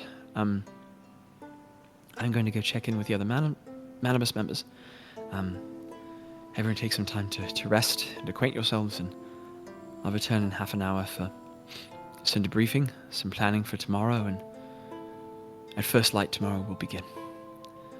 And she just takes a sort of uneasy step, moves away to the edge of the clearing and a stone, and begins whispering into a Terra Arcane. But for now, with which characters do you choose to communicate, and what are you doing? You're just here gathered around a lot of the most powerful people in Yalabdin. Oh my goodness, Daniel. As I speak up and just kind of say, "Hello, everyone. We're the fun guys." And there's a weird awkward mix, like, "Hi, hello, hi." And I think like I say, "I'm Rowena," and I go around like at this point and kind of like introduce myself to people, and like I don't like, I know it doesn't really help anything, but I play the part of like the bard trying to like inspire people and build morale for what's gonna happen, of like playing some a little bit throughout the night, or like just kind of giving any kind of like rallying speech a little bit. Yeah. You are at this point not a meaningful charismatic figure in this world. The Fun Guys are a world-renowned group of heroes at this point. Give me a persuasion check to try and lift the morale of the people gathered here as you go around and introduce yourself as this public figure. And I got a nat 20. It was getting. So that's gonna be 26. 26. Phenomenal. Mikkel, night. Thank you for participating so long. But hang on as long as you want. Hi, Micah. I'm gonna resend my character sheet in Craig's thing in case it's needed. Okay, goodbye. Bye, Micah. Night. Craig talks for a second, sets his head down, and then just he's out. He and Kettle are like shoulder to shoulder, just like having a snoring competition. And there's a moment where you're worried about the sound, and one of you curiously puts an ear toward the edge, and you realize that within whatever the structure you are, whatever magical structure, none of the sound is escaping. Nice. And you're very hidden in this thing. Rose, you go around communicating and introducing yourself and trying to make a connection. It's very subtle, but there is a palpable shift in the energy here. Aww. Everything kind of calms. Not like a growing confidence, but a relief. And you get the feeling that the Fun Guys are here. Not only the people who are supposed to spearhead this endeavor, but the Fun Guys. And you watch as people respond meaningfully and positively to your gesture. And Rose, specifically as you go around, I'll run through some names really quickly, but I'm going to try not to get us stuck here because I want some role play. You know Paula Coelho, you know Kettle. You introduce yourself to the Leyanin fellow, and that huge hand reaches down. As he extends his fingers, these massive, like 2-inch claws retract back into them. And he proceeds to give you a very warm but gentle handshake. And as you introduce yourself, this really big smile spreads over his face. And you weren't expecting this bubbly personality, but he leans all the way down your level and he goes, "It's excellent to meet you. I've heard much about the Rowena Greenbottle of the Fun Guys. Your stories of you have spread all the way out even to Nikistanik. I'm Nyogweni." And, sorry? Okay. As he says his name, Nyogweni, that is Nyogweni.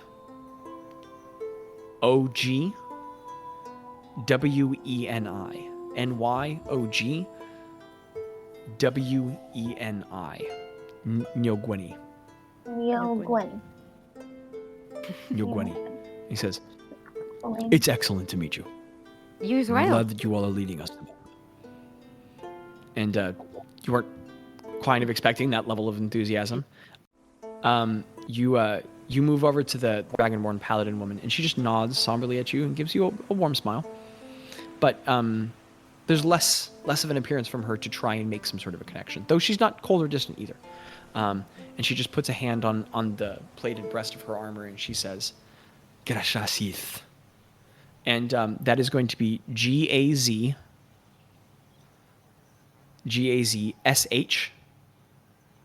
and then Rash, like rash. So Gazsh, rash. So Gazrash is her first name. Okay. And then her last name is Iith, Eth. Gazrashith. Oh. And she repeats and she says, "You can just call me Gaz. I'm Jarskin, and I know our names are not easy to say." You can call me Ro. And she laughs and you all see emblazoned on the pauldron, the left pauldron of her armor, the shoulder piece, there is a symbol of a tree with a little water sprouting down it and falling into a pool. You both, as members, as habituals, well, Gretta from your education, Ro from your time in the Earth and Bloom, and the person here who knows the symbol best is Rongrim, who looks at it. Well, you know that symbol. That's a symbol of Eldath on her shoulder. This lady is a paladin of Ueg's goddess. And she just has this very calm energy. Also, really classy, like white half cape. It's really cool looking, going down the back of her armor. Monochromatic thing going on.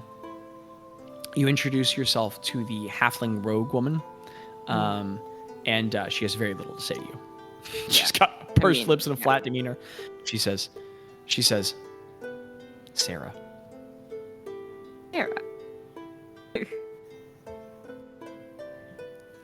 And how do you spell that really intricate name? I'm just kidding. Without an H or with an H? Sarah, with or without an H? Yeah, is it with or without an H? With an H. Oh, I spelled it like not with an H. You failed. And she gives you her name, and she just kind of like looks away at a rock. Not interested in any more conversation. Yeah. You meet the big servant woman, and she says, "Is that the moose?" Kimden. Yes, okay. The moose lady. And she says, Kimdenov, but most people simply call me Kim. I've heard your accent, or Usegian. Yes, originally, yeah. Born and raised in I am Zage. as well. North where under the Oz. Oh, very cool. I mean, I could say that I from the area north of Yapor, but it's so wild, it's almost just Yozg. Yeah. I grew up in You were saying, Zach, remind me. Where did I grow up? Yes. Why don't I remember? This is not like me. It's in the town. That's a different country. Yeah, duh. No, that's Aslan. It's okay. I'm just going to let you squirm for a moment. And you all can see that on the chest of her cloak, on the breast of her cloak, there is also a tree with water flowing down it into a pool, and she appears to be a cleric of Eldath. So quite a bit of that connection that you recognize here, Vrongrim. Vrongrim, at some point Ben. while you're standing there, yes, Ben. at some point while you're there, Vrongrim, as your allies are introducing themselves to people and making connections, the huge bullfrog woman, she's like 6 foot, and she's almost as big around as she is up. She's huge. She just up to you, and she goes, and she holds up a big, slimy hand. Godgrim. And she shakes it. Oh, she's strong. And for y'all, that is GLI. No. GLIBLIN. That was her name, she said. So GLIBLIN. Gliblin. Gob. GOBB. Gliblin Gob. I recognize that there's a lot of people here with different languages, so I activate my band of sick ambassadors so that I can speak to everyone. Yeah, dope. And you proceed to fluently slip in and out of people's languages. That's awesome.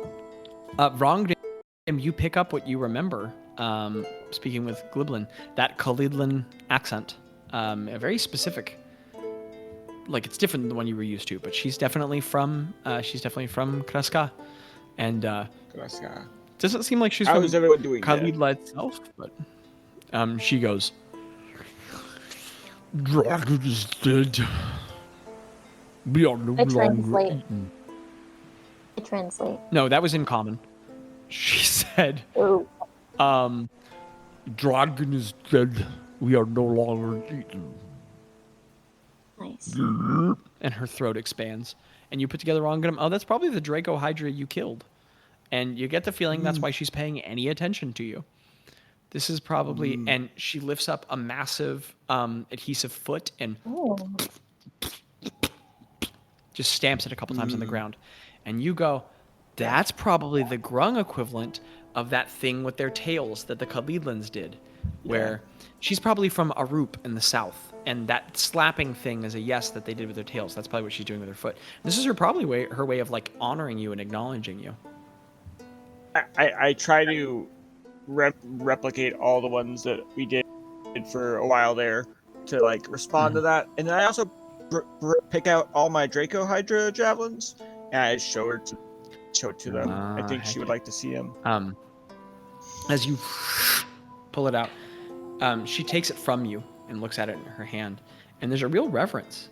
She just stares at it for a while. She runs her fingers along it, where this individual could be very easily mistaken for someone of any less intellect. She's just recalcitrant and quiet and focused on a different set of intelligences. But you watch her hold the weapon with delicacy and consider it and rotate it in her hand. She hands it back to you and she says, "You are honorable. Aww. You are strong. I hope to see." Yes. You're strong. Yes. She nods. She just walks away, and then she reaches down and picks a huge stone up out of the ground, walks over and sets it down.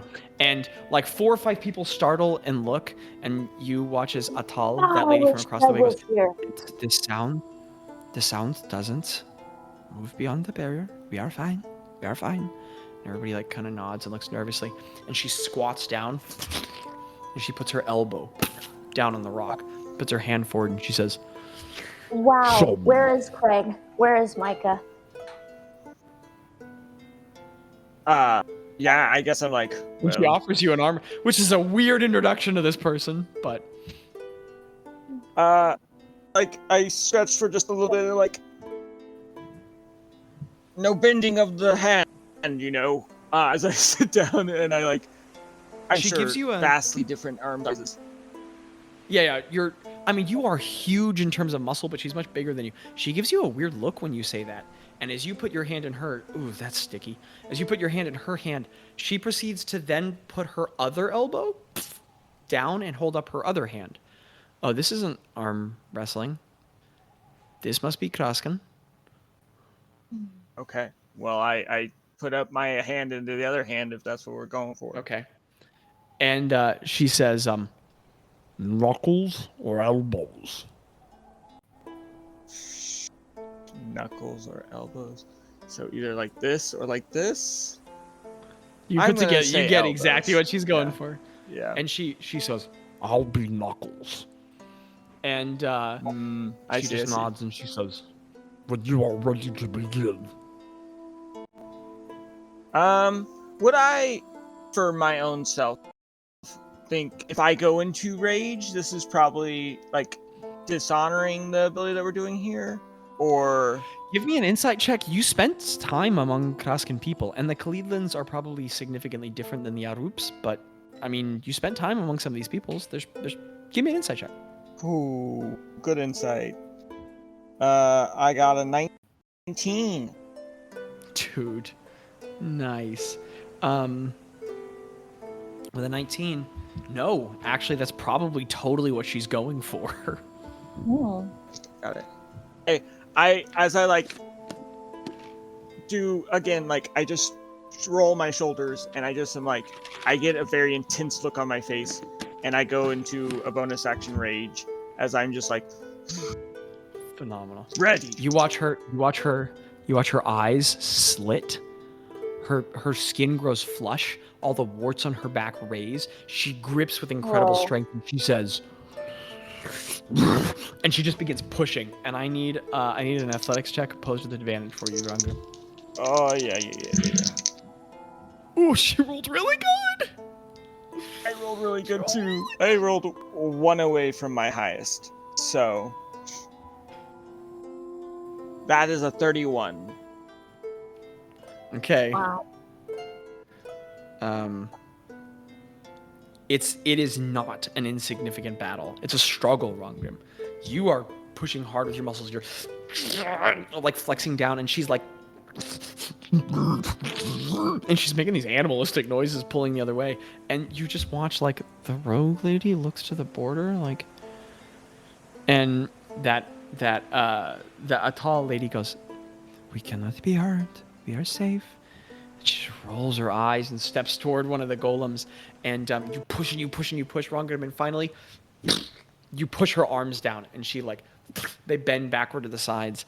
She got a 27, so you do beat her out, but it's like 2 or 3 minutes of hard pushing, and when you do slam her hands down, the rock that she pulled up goes and just fractures just a little bit from the force, and you watch her. She stands up and she goes, shakes out her arm. She like holds it with pain, and she looks at you and she goes, "Good to have the fight." Same to you. As I do a bit of I try to match the beats on what she did for me, for honorable, with my feet. You stamp your foot like she did, and you watch this big smile spread across her face, and she goes, "Shame you are not grown." And shame it is. She sits down next to Kettle on the ground.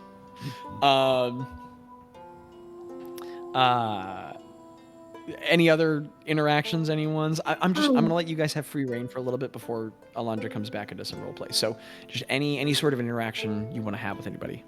I would like to go talk to our drow friend, the sorcerer, the Kefkin sorcerer. Mm-hmm. Absolutely.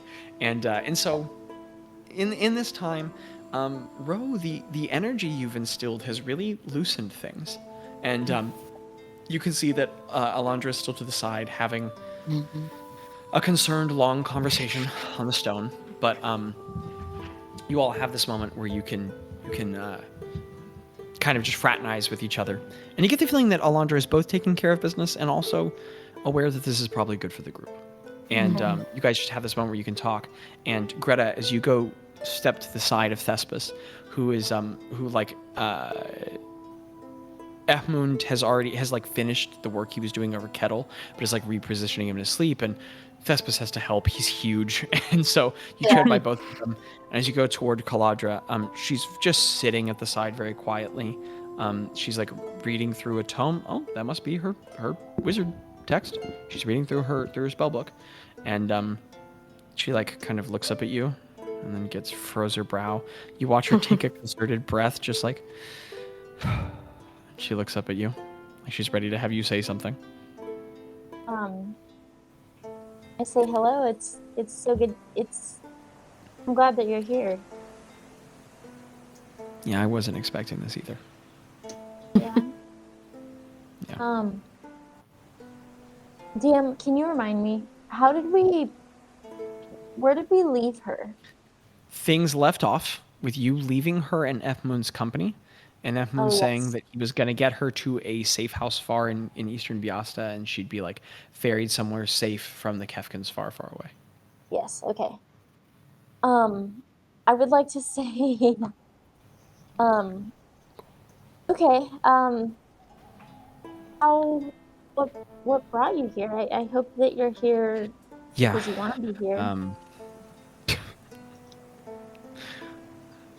You're nothing if not genuine, Greta. Yeah. Man, I never really thought I was going to talk to you or see you again. My life. Well, I did. We set up the preparation for me to be ferried. Mm-hmm. And I would go west, probably hide in Zedge or Shas or somewhere. But at some point, where was I going? You know? So I canceled on that. And I just stayed with Ehmund in the temple for a long time.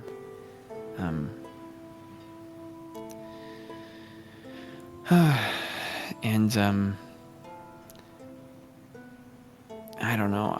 I was coming to peace with the fact that I would have to leave at some point somehow, but then, and she looks up at Rongrim for a moment, and she looks back to you and she says, then the Empire fell. All of a sudden, the future was a different thing. Not good, but different. Anyway, what am I doing here, Greta? I don't know. I hope, probably just finally dying. It's long overdue, but I should have been dead a long time ago. But F Moon was coming, and he's growing on me a little.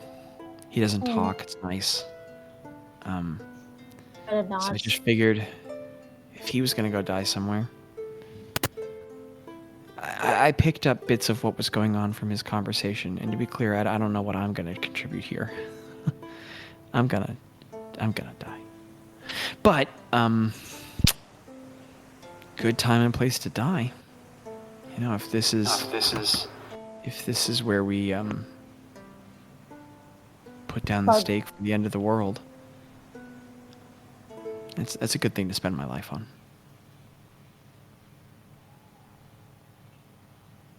Greta just takes a deep breath. And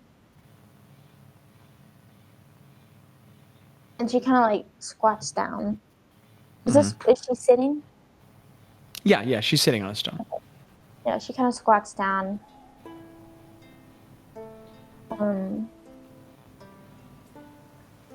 And she looks at the ground for a little bit.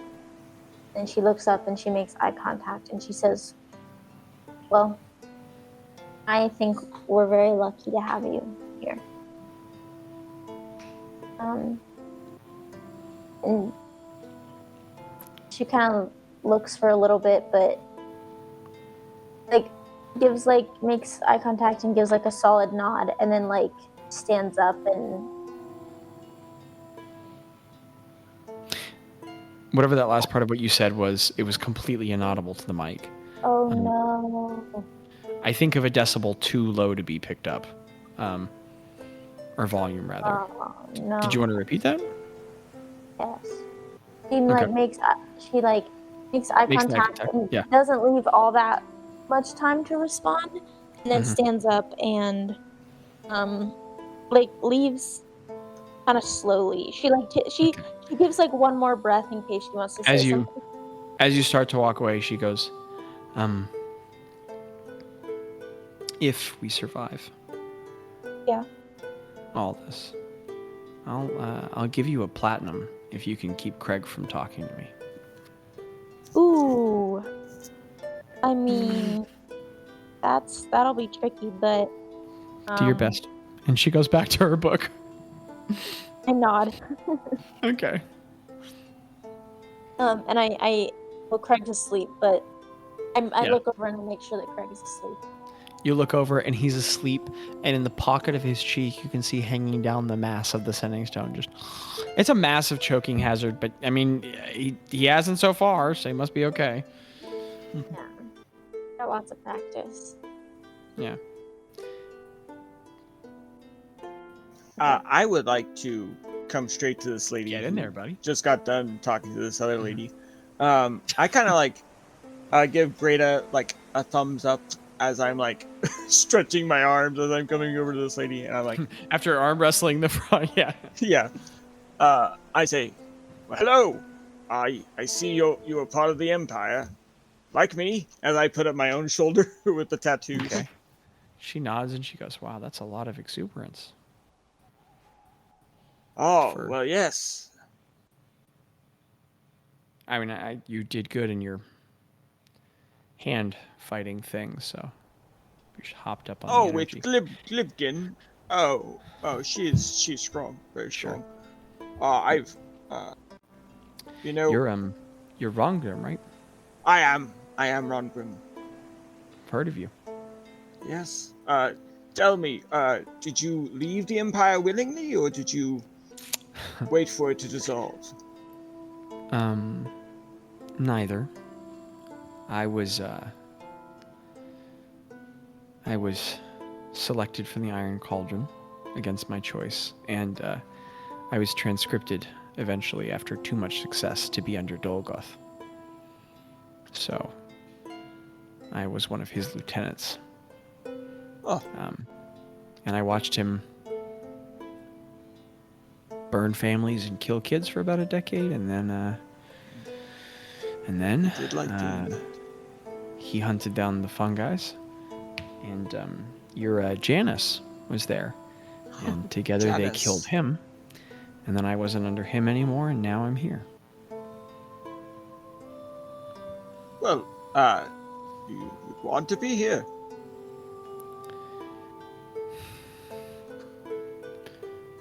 No. Do you? Yes. Okay.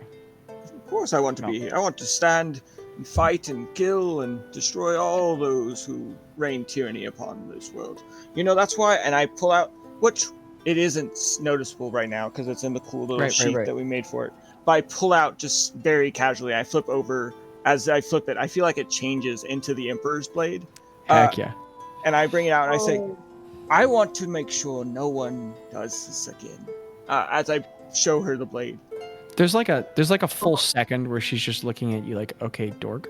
And then you watch it finally land, like she's like, and her expression slackens and she says, oh. Yeah, I heard you killed the Emperor. Yeah. And it was terrible. I did not want to survive. It always is with them. Did I want to be here to stop that. So I would say if you don't want to be here, there's no one's keeping you. I put the sword back into the hilt. I say, I'm not confused about that. Be here. Look, I'm not happy to be here. I think it's a thing worth spending the last of my life on. But forgive me if I don't feel as enthusiastic about it as you. Oh, I did not mean to say you have to be enthusiastic about it. Did you are no longer controlled by the Empire. Did Thrush really get annihilated? Oh yes. It's a crater, I believe, at this point.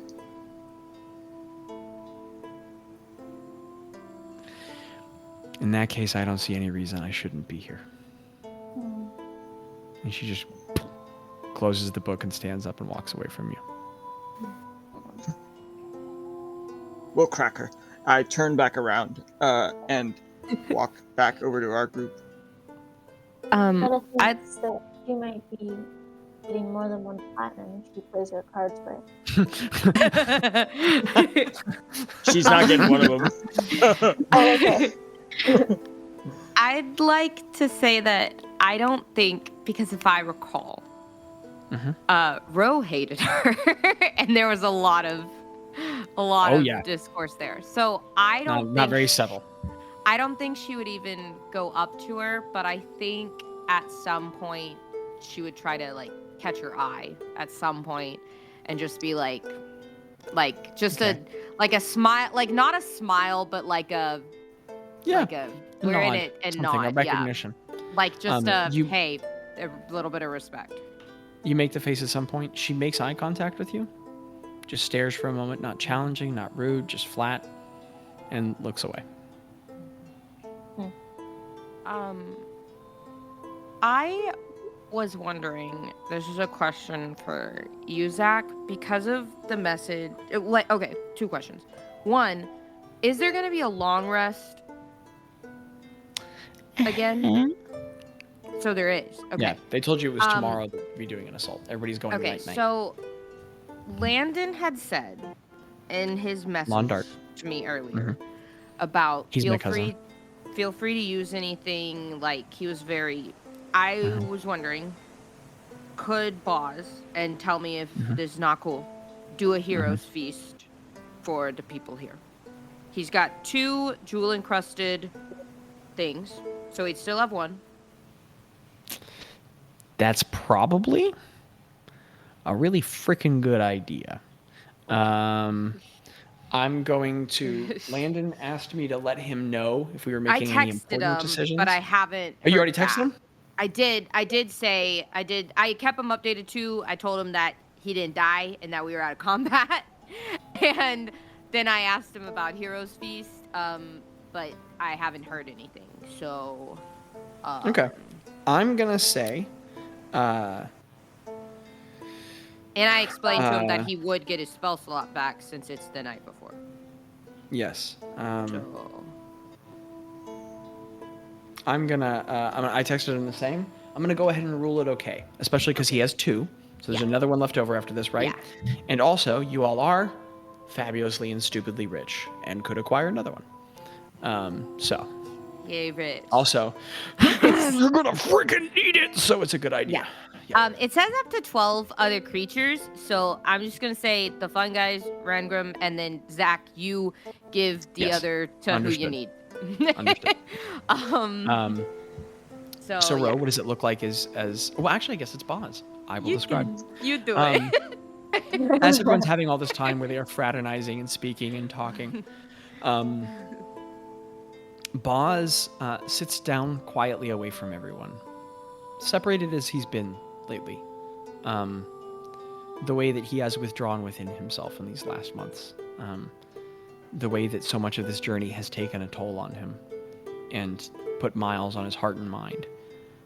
But he just quietly listens and he puts the chalice on the ground in front of him. And he watches all these people he cares about, that he has remained committed to. All these people that he has stayed with, even if displeased with the dark and grim tiding at the end of this journey. And he puts his fingers into the ground and he lets those roots spread outward. And he tries to connect back home to Agba.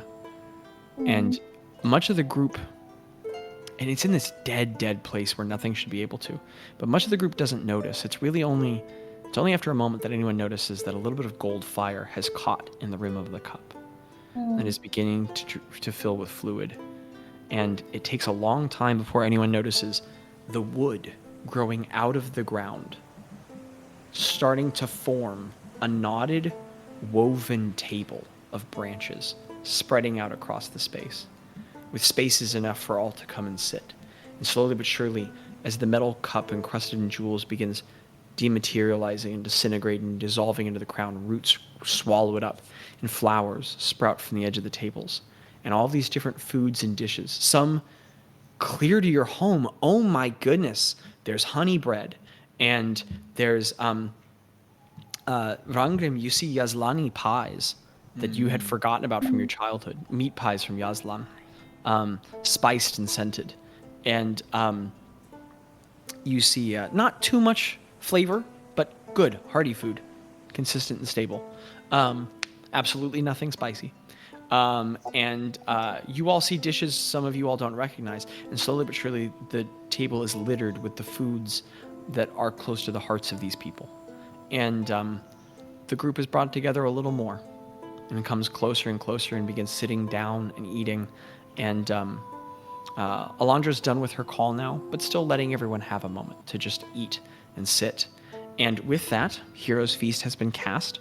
Everyone will get the benefits of Heroes Feast, so I will make a note of that in my DM notes. I didn't have to specify that. Do you want me to read it out?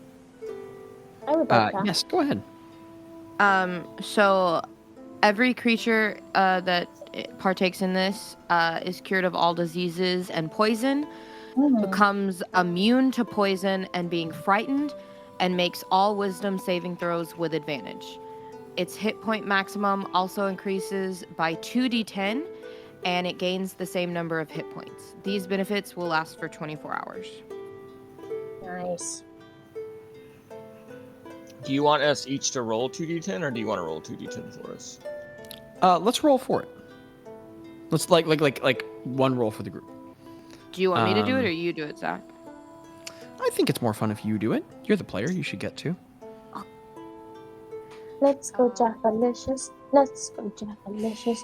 Jackie, Jackalicious. I like What'd that you get, theme song. 2d10. Okay, that's gonna be 13. That's a good roll. Okay. Everyone gets a 13 hit point increase to their maxes. Wow. That's really great. And there's this strange moment as you all are gathered here with new people that you're having somewhat odd interactions with close friends that you hadn't seen and might have wondered if you would again. There is this bizarre moment of closeness on the edge of something so awful.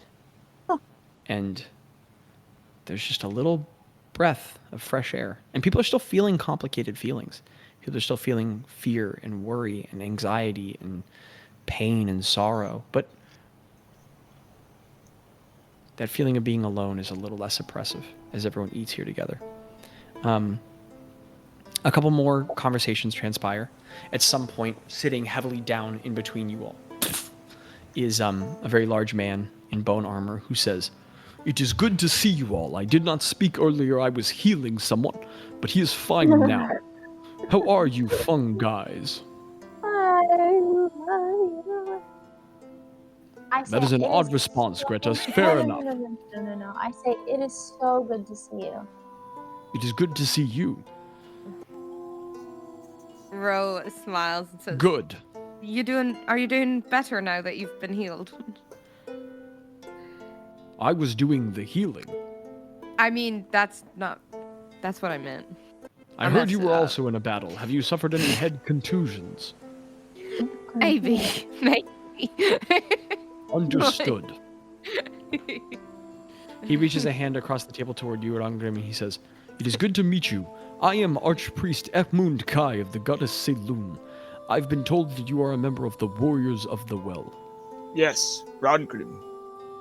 He shakes your hand, big strong hand, and he goes, "I was a member of the Holy Hunters of Zedge. We were allies of your current party." Oh, good to hear. Are you the ones that killed the dragon? Yes. That sounded like Along a terrible with fight. It was. It was grim. Like the fight we go to tomorrow. I would have never imagined in my life as a boy that I would see 2 days so dark. and he takes another sip from a goblet. He says, "How is Janice?"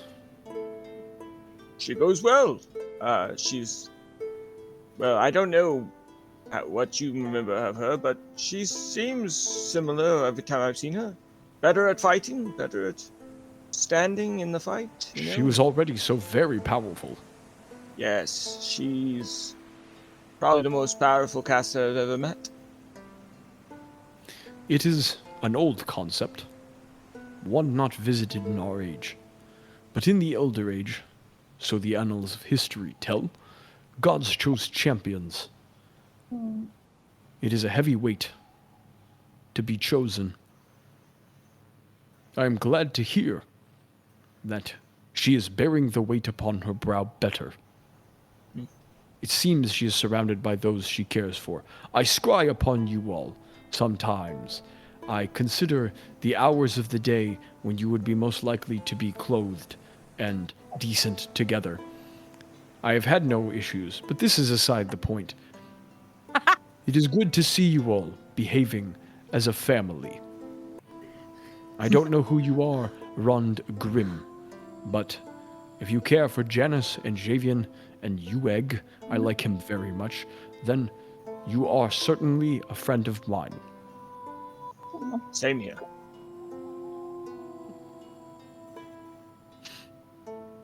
Is I'm gonna Barry look at... still with... Oh, go ahead, Mr. Ekman. Is Barry still among you? Oh, I don't believe so. I never met Barry. We have I could have seen that coming. Oh, we have a fabulous ranger named Wee Woo. That is a very silly name. She is a very silly person. You know, we built, or I guess Janice built a trebuchet, and then we pushed it into the lair of a Draco Hydra, and then used it to kill the Draco Hydra. It was a fascinating tale. As I go into a bit of detail Good for about you. that All fight. of those words were nonsense to me. Well, it shot me at the Draco Hydra, and then I rode it until it died. Okay. And he takes another sip from his goblet. Were you gonna say something, Greta? When there's like a lull in the conversation with F Moon that seems sufficiently like not like awkward silence and like an actual It's hard lull. to guess with him, but you find one. I feel like he tries a couple times and then la la la. Oh, never mind. I'll wait. It's hard because Von Grimm just keeps going back into another detail from the story, but eventually you find your spot. And I kind of ask, so how is Craig's family doing?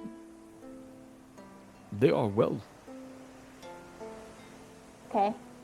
That is his son is doing better. And his daughter-in-law. But it is a difficult rift. That between him and his wife. I say this to you candidly now, for he sleeps so loudly. And Craig is over there just and F Moon just nods. Also, for whatever reasons, Craig has the hero's feast too. We're not gonna, but anyway. So he goes over and slips something in his mouth, and and he chews it, Sleep chews it and swallows it. You guys make sure he doesn't choke. And F Moon continues and says, if he hopes, I don't think, though I have never been married or romantic, I've counseled many. I do not think he can repair that relationship. I think he will need to make a new one. And that will be very hard. But you all are here to kill the Lich Queen. So if Craig can do that, I think he can try at a new marriage. Yeah. But nothing will be guaranteed for him. That's a great point, F Moon. Thank you, Greta. I am told that you are also an archpriest now. An archpriestess?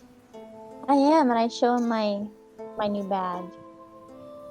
He looks at it. He holds it with reverence in his hands, and he examines it, and he says, So you are archpriestess Greta Smallstar of the goddess Ayun. Yes. And I am archpriest Hefmund Kai of the goddess Seiloon. Oh, yeah. When he says that, Ro does the Seiloon thing. He smiles and does the symbol, and you got a full smile out of him for a second, like he was excited somebody knew it. And he does the symbol, and he says, We are two loons in a temple, you and I. And he hands you back his symbol. And then he goes, and he takes another sip from his goblet, and you're like, oh, everyone just made a joke. I laughed. That was a funny joke. It really does feel like a loon sometimes. Thespis is across the table, and he's got a tankard, and when F Moon does that, he goes, that was the first. And he takes another sip. Are you sure F Moon doesn't call himself an archpriestess as well? Because if I remember correctly, Rob did that all the time. Rob made that mistake many times. Yes. 4 or 5 times. And F Moon goes, funny story about that. And then he continues on with, and he says, there was a man with a potato peeler. And then it's sometimes later, and he goes, and we killed them all. And then there's more time later, and just thing after thing after thing, and he goes, you wouldn't have expected Nugget to go over the side, and then just... Yep. Man, this Terrence guy sounds awesome. and then there's just layers of Daniel looking at Daniel, looking at Daniel, looking at Daniel. When he says that, like when he says that, Ro digs through her bag and is like, oh, I have some bird seeds still. No, I've never seen them in the same room. True. After you all are gathered, are gathered there a moment longer, Thespis comes and sits down next to you, Rongrim. Okay. Milling about back and forth. Okay. And he says, hey, Rongrim, how's it going? Good. How are you, Thespis? I'm good. I'm sorry I didn't play with you earlier. I know that it had been a second, and I didn't spend a lot of time with you. That's okay. You were probably more concerned with Javian and his family. I was. Yes. Just to check in. They're doing well, the Anons. Ewan and Myrna. Good. I give a very grim grunt as I remember a different family member, and then I don't interrupt him. Mm-hmm. He like picks up on it, but doesn't particularly know what it's about, so he just lets it go. And then he's getting just a tiny little bit of scruff around his jaw, and half elves can't really grow beards, so you get the feeling this is the result of months of not shaving. And he like rubs his chin a little bit, and he goes, This is only a little weird, but I think maybe I'm gonna have the life sucked out of my face and bones tomorrow, so I just thought I'd be a little honest right now. Oh, please, share. I know you and I don't hardly know each other at all, but... At all. But I wanted to say, thanks.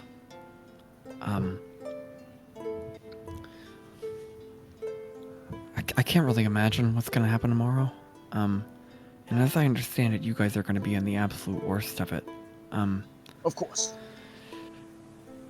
So thanks for not leaving the fun guys alone.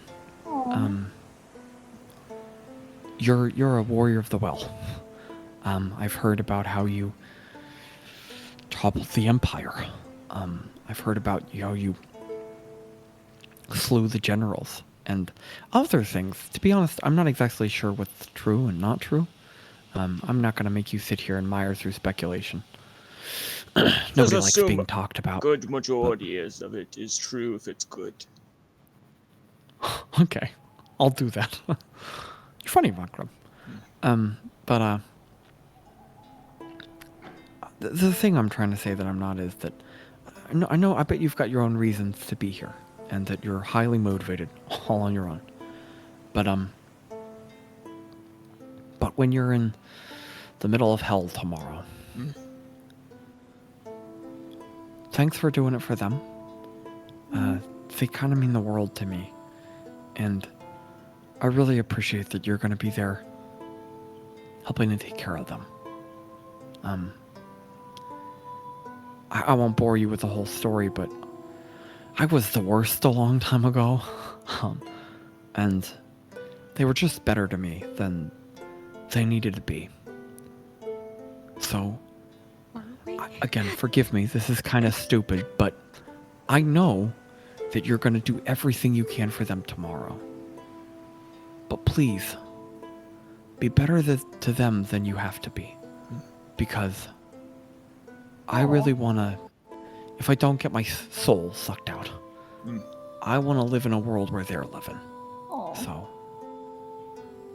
I put a meaty palm on his shoulder, and I say... He leans into it. And I like bring him close, and I say, I will be the shield that saves them from the pits of hell. No worries, my friend. I die before they do. He gets a serious look on his face, and he nods, and he says, Thank you. That means a lot.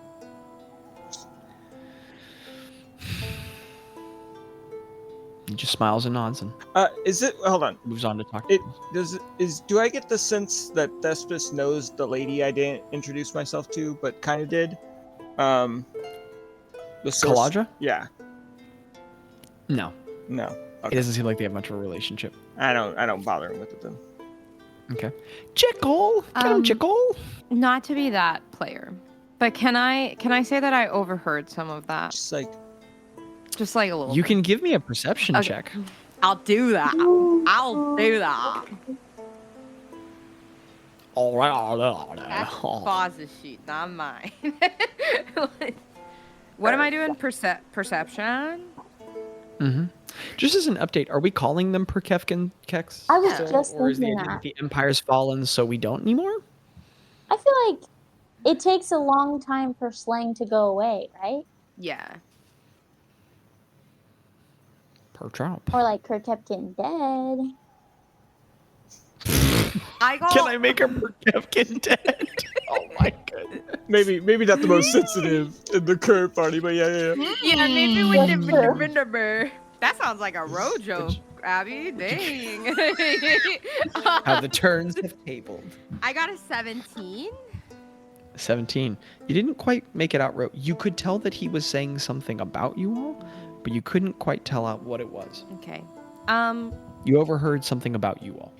I'm gonna... Can I do an insight check to see if I can tell if he seems a little scared or nervous? Sure, yeah. Give me an insight check. Can I make an Abby guess? That's a 22. You are Abby. I want you to hold this truth with you the rest of your life. I will never be able to stop you from making an Abby guess. An Abby guess is your human right and your undeniable ability. I would guess. My Abby guess is that he's a little worried.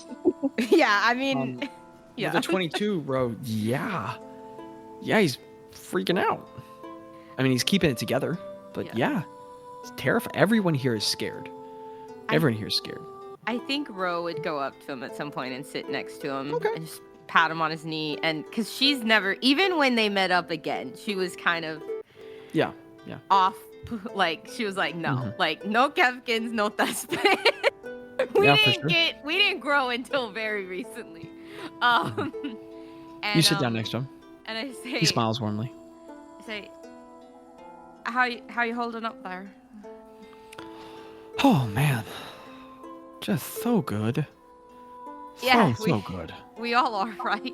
I'm doing great. This is great. The food's good. I'm really trying to focus on that. Actually, I'm trying to eat my feelings at the moment. Really. Yeah. Yeah. Come a long way from the fruit stand, huh? That's true. I wonder what happened to that fruit stand. Rotted, probably. Yeah. I might have said this, but it might have been more insincere last time. I just wanted to say, sorry for, Yeah. But yeah. Oh, sure. Allow me to say this. Come a long way. More. Yeah. Let me really mean it when I say it this time. We're good. Yeah. I mean, maybe it was uncool. Also, I totally deserved it. And I really don't think there's any way around the fact that I was terrible. So, allow this to be my one more sorry from me too. Yeah. Yeah, I think, we've all done a lot of weird things. Everyone here. And she kind of looks around and takes it in of just everyone she knows and all. She's like, but we're all, I don't know what's going to happen tomorrow, but I truly mean it when I say I hope I see you on the other side of this.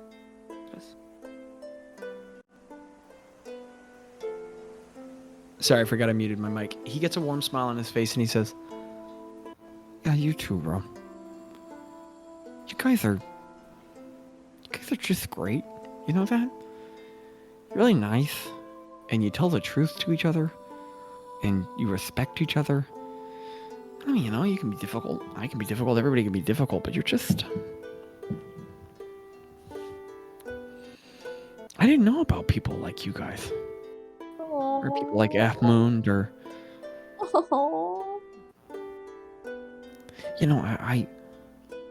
I thought my life before...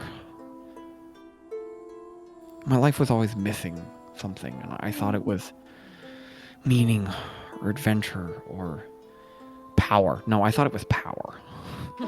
And I thought there was this kind of person I was supposed to be who was impressive and powerful and cool and able. I think I just wanted to matter, so then I tried to make myself matter with power and ability that I didn't have. I was a fruit seller with a lisp. What was my plan? But then I met you guys. And nothing good happened.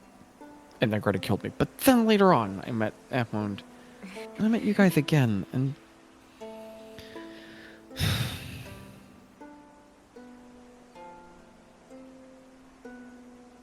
You guys are the kind of people I want to be. And, I think what I've finally figured out after all this time is that you guys aren't amazing people. You're becoming better people. And that's awesome. Somebody who's not just great, but somebody who gets better. And better, and then they try again. And they mess up and they try again. The first time Ehmund apologized to me, it just blew my mind.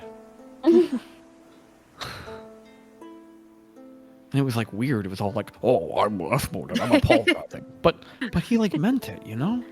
Yeah. I don't think I'd ever had anybody do that to me.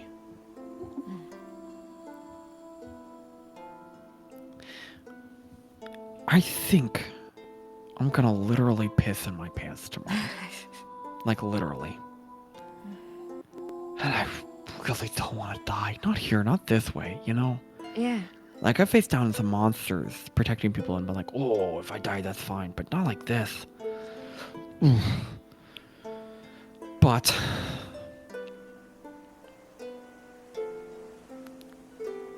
if I gotta die trying to make sure that there's people like you guys in the world, then that's worth it. Thanks for being you, bro. Because, you know, you got handed a short deck, too. I feel like you've really made the most out of it. Above and beyond. You too, Thespis. I'm really glad you're part of our team. He gets like a funny look and he looks down at the table for a second and he goes, yeah, me too. I think Ro like kind of pats his leg and like gives him a kiss on the cheek and stands up and goes about her business. He gets a warm little smile and he blushes a little bit. And as you walk away, he goes, hey, bro. Yes. He said, if I don't get to tell you again tomorrow, I bet you make Sigloon really proud. And then he just takes a little bit more sip of whatever he's drinking.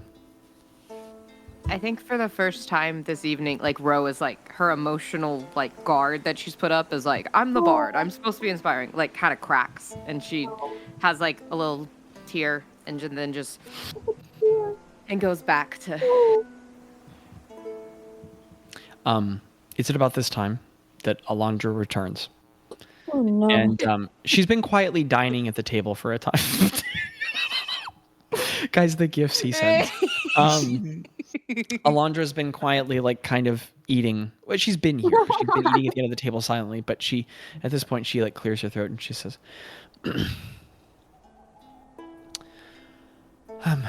all right, everyone. Oh, Abby, I'm sorry. I went to the next thing. You raised your hand for something. Did you want some? No, I'm sorry. During that exchange, Gretta, I think, was watching, like, she's, like, nervously. I feel like Gretta's still growing, and she still is experiencing so much guilt, specifically about killing Thespis. So she, about like, committing a murder. Yeah. On a fruit stand, guys. Like, so she's like watching them, and she's like sitting back, like eating some bread or something, and just like watching them interact. Like, oh, I feel so. And then she watches when Ro gives Thespis a kiss. She goes, oh, and then tries to pretend really normal as Ro and Alondra. Greta, Tello's 3 spaces down. You like look shocked, you look around and you immediately catch his eye contact, and he's at the other end of the table and he just goes, he like mouths to you in Insinian. Yeah. Did you see that? Yeah, and I go, it's happening. He just holds up 2 fingers and he just goes and then he eats a little piece of bread and he goes and then like eats a little more and drinks some wine. Yeah. Can I also do something real quick just for the fun? Yes. Okay, I want to be so clear. Like, I'm trying to respect y'all's time and moving things along, but there are not words for how much. If you want to do something, do it. I've set so much time for this, so do everything you want to do. I I'm gonna, after this thing transpires, I would like to go back over to specifically this boyo, and I'm like, I'll make sure she's Thespis? out. Thespis, right? Okay, yeah. He's got kissed on We the care cheek a by this lot girl. about this guy, Zach. I'm just checking. Well, I just want, I just am like gonna be like, I'll make sure she's back. No worries. As I pat his shoulder and then laugh a little bit and then move on. Okay, when you do, he like blushes a little and smiles, and then you start to walk away. And in a moment that no one sees, as you step away after saying that, he just gets a really serious look and looks a little sad at the edge of the field,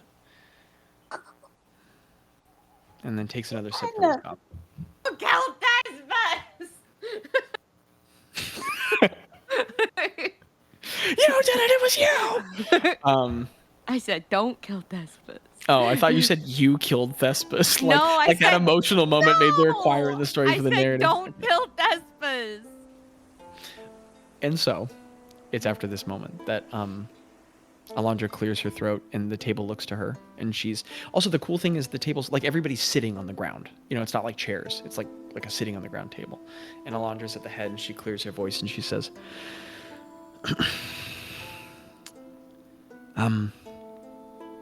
thank you all for coming. Hold on, I'm gonna switch the music real quick.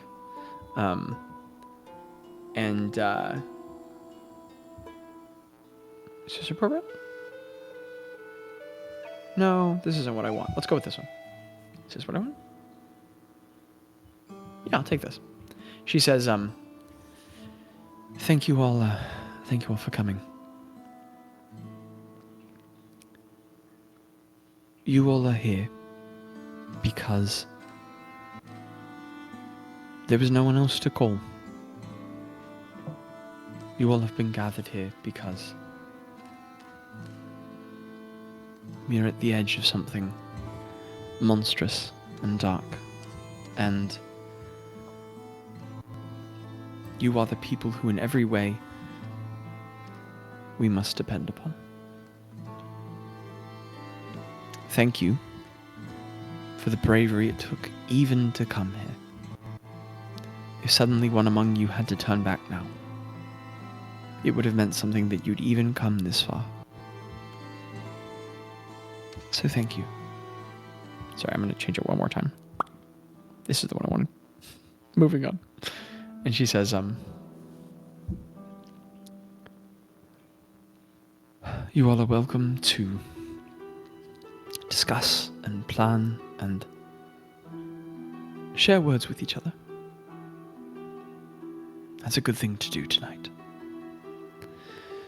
And I will leave you all to do so. But first, we must discuss some strategy. We have laid down the essentials of our plan. And some of you are very aware of everything that's happening. But there are differing levels of information here. So we need to unify things. Tomorrow. And she just takes a breath for a moment. And she watches some tea swirl around in her glass, and she says, tomorrow we take Blackfang.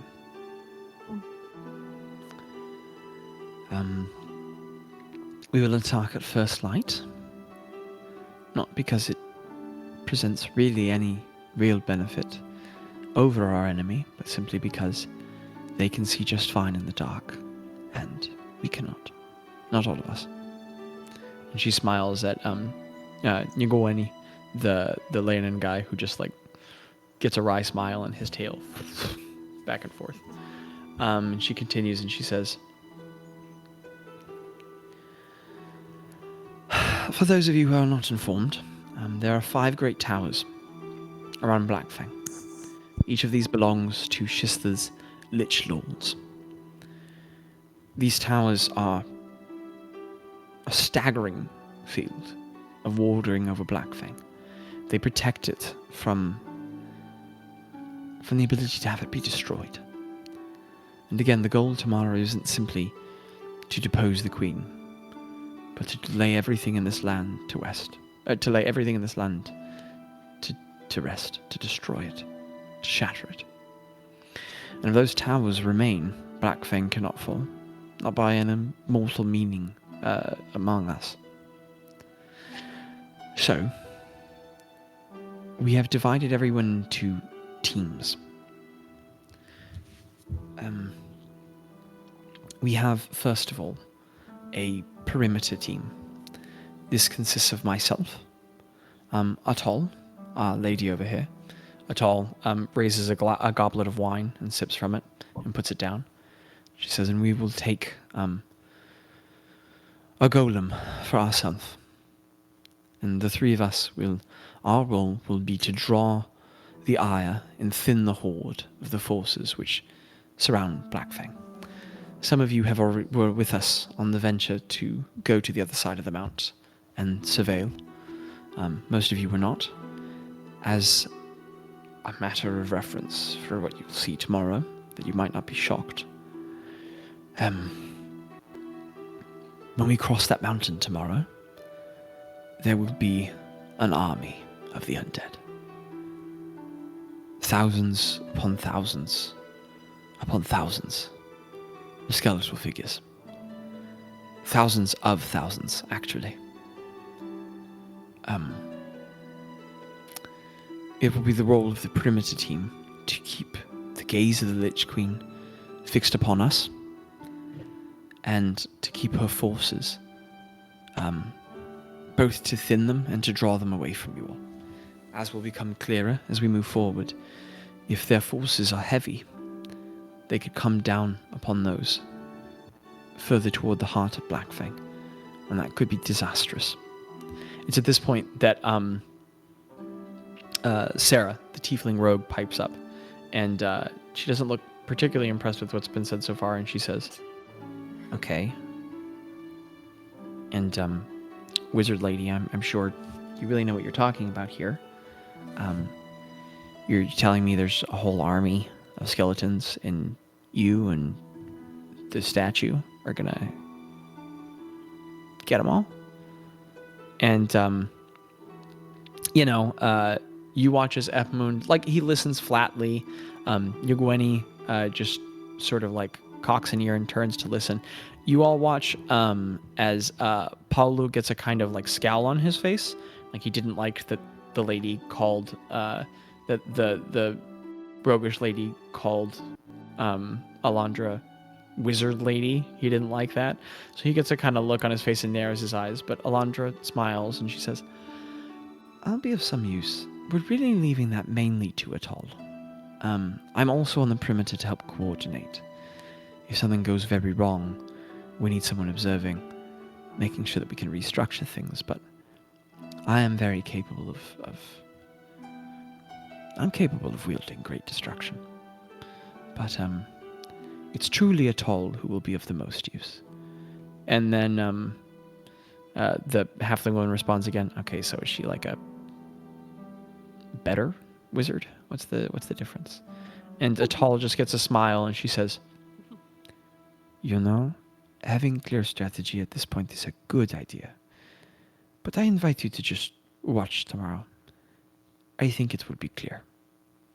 And the halfling woman furrows her brow and goes, "Yeah, that's not reassuring at all. I'm not here to die." It's at this point that Kettle chimes in and says, "You are here because of great fortune. So you will go, and you will kill. That's what we've paid you. No. At any point, if you're confused, you could die before the battle." And Alondra, like, you watch as the halfling woman narrows her eyes and smiles, and she starts to say something, and Alondra lifts a hand and she says, "We are on the precipice of some of the worst evil in the world. This is not the time to quarrel among ourselves." She opens her hand diplomatically towards Sarah, and you can watch as the ambassador in her just takes over. And she says, "Your concerns are valid, Sarah. Miss Baroque has a powerful set of skills that will be indelible tomorrow. It will be clear why she is on perimeter team, and the goal is, if we can thin the numbers enough, to enter further in and support you all." And Sarah just kind of furrows her brow and goes, "Okay, all right, here to throw knives." And Landra nods and says, yes. So we have the perimeter team. We'll be in charge of thinning numbers and drawing attention. From there, we have 4 tower teams. This consists of Team 1, Ehmund, Thespis, and Caladra. And you notice that they all sat down together. Yes, it's a lot having to go back and forth between all. It's an art and it's amazing to watch. I admit no sarcasm in that. Like, it's great. Okay. I appreciate it. Hopefully it doesn't. It was Ethmoon, Thespis, and Caladra. And you notice that they all sat together. They must have kind of understood this assignment. And she says, they will be assaulting one of the towers. Team 2 will be Sir Coelho, and she nods to Paulo, the dwarven paladin. Also, Greta, as you've gotten a little more educated, the symbol on his breastplate is a mighty gauntleted fist holding 2 scales in between. He's a paladin of Tyr, Tyr, a god of justice and law. So that's his, and you haven't seen a lot of that worship around Yalabren. That's not a deity who's come up a great deal for you, but you're also aware that he's a little more popular in dwarven communities, so probably far south in Dwarm and stuff. And she says, Sir Coelho and Kettle will take a golem with them, and they will take another tower. A bit of a smash team, if you will. And who's Sakella? Or Coelho, that's Paulo. That's the paladin, the dwarven paladin you know. Oh, so just Paulo, Kettle, and the golem? Mm-hmm. Okay, I'm sorry. And as when you guys got here, you were like, oh my goodness, this is so many people. And now she's lifting out the teams. Yeah. This is pretty thin. Yeah. That's 3 people to a tower. Well, I guess, yeah. For some of the groups, not. And you're starting to realize that, like, people came here to put their lives on the line. And she says, for still another tower, Nyogwani will be going with Gaz, as well as Sarah in Kimden. And she refers to the servant, cleric again. They will also take a golem. It's at this point that Sarah kind of smiles a little bit, and then the dwarven fighter woman, whose name you never got, she points to them and she says, how come they're getting 4? That doesn't make any sense. What was Team 3 again? Team 3 was Nyogwani, the lion guy, Gaz, the white dragonborn paladin woman, Sarah, the rogue, Kimden, or Kim, the moose lady, and then a golem. And it's at this point that the dwarven lady, the bald one with the tattoos, who you never got the name of, she goes, how come they get another person? What's that about? And Alondra chimes in and she responds and she says, not all of the Lich Lords are. They're all powerful, and they're all Lords of Lichdom. They're all incredibly potent. But from all of our understanding and considerable preparation, some of them are worse than others. If you're part of a larger team, that's not because you're having an easier time. And you watch as the smile gets wiped off of Sarah's face. She was like happy with the assignment, and then she's like, and the dwarven woman then nods, like, oh, okay. She looks around like there's not enough people left for me to be on a big team. And Alondra resumes and she says, lastly, we have Gliblin, and she gestures to the massive grung woman. Telialala, and she gestures to the Triton woman, the blue one. And I love her. That name is Teli. Telilalaa.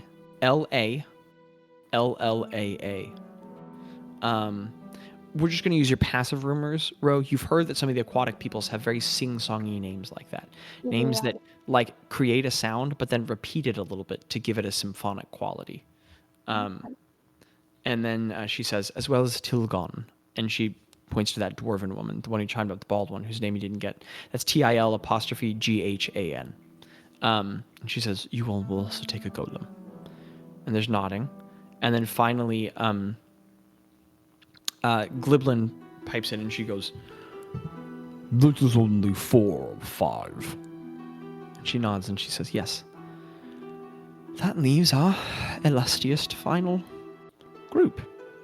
And she looks to kind of where you all are seated. And she says, the fun guys, along with Rongrim, who's been so courageous to be here. They are taking a tower, but their destination lies beyond. And she looks at you all very directly and she says, I want to be clear that I'm very sorry. We had hoped to muster force sufficient to have a tower team ahead of you and that you all could go straight to Blackfang, but there are other conflicts around the world, and not everyone felt they could be dispensable. And there were some allies we were countering upon who have not survived to this moment. But you all are taking the 5th tower.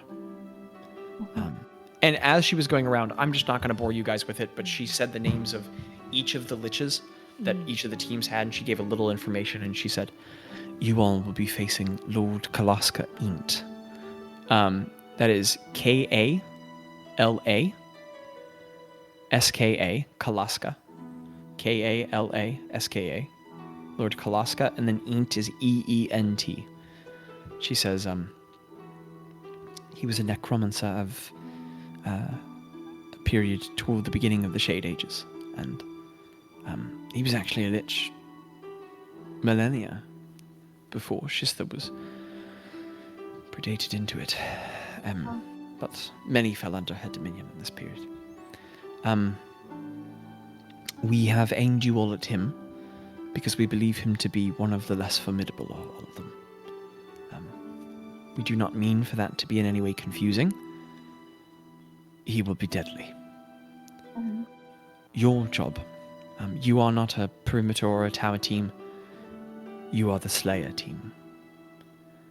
Your role is to break through the tower as quickly as you can, to move straight through to Blackfang, engage none of the enemies along the path,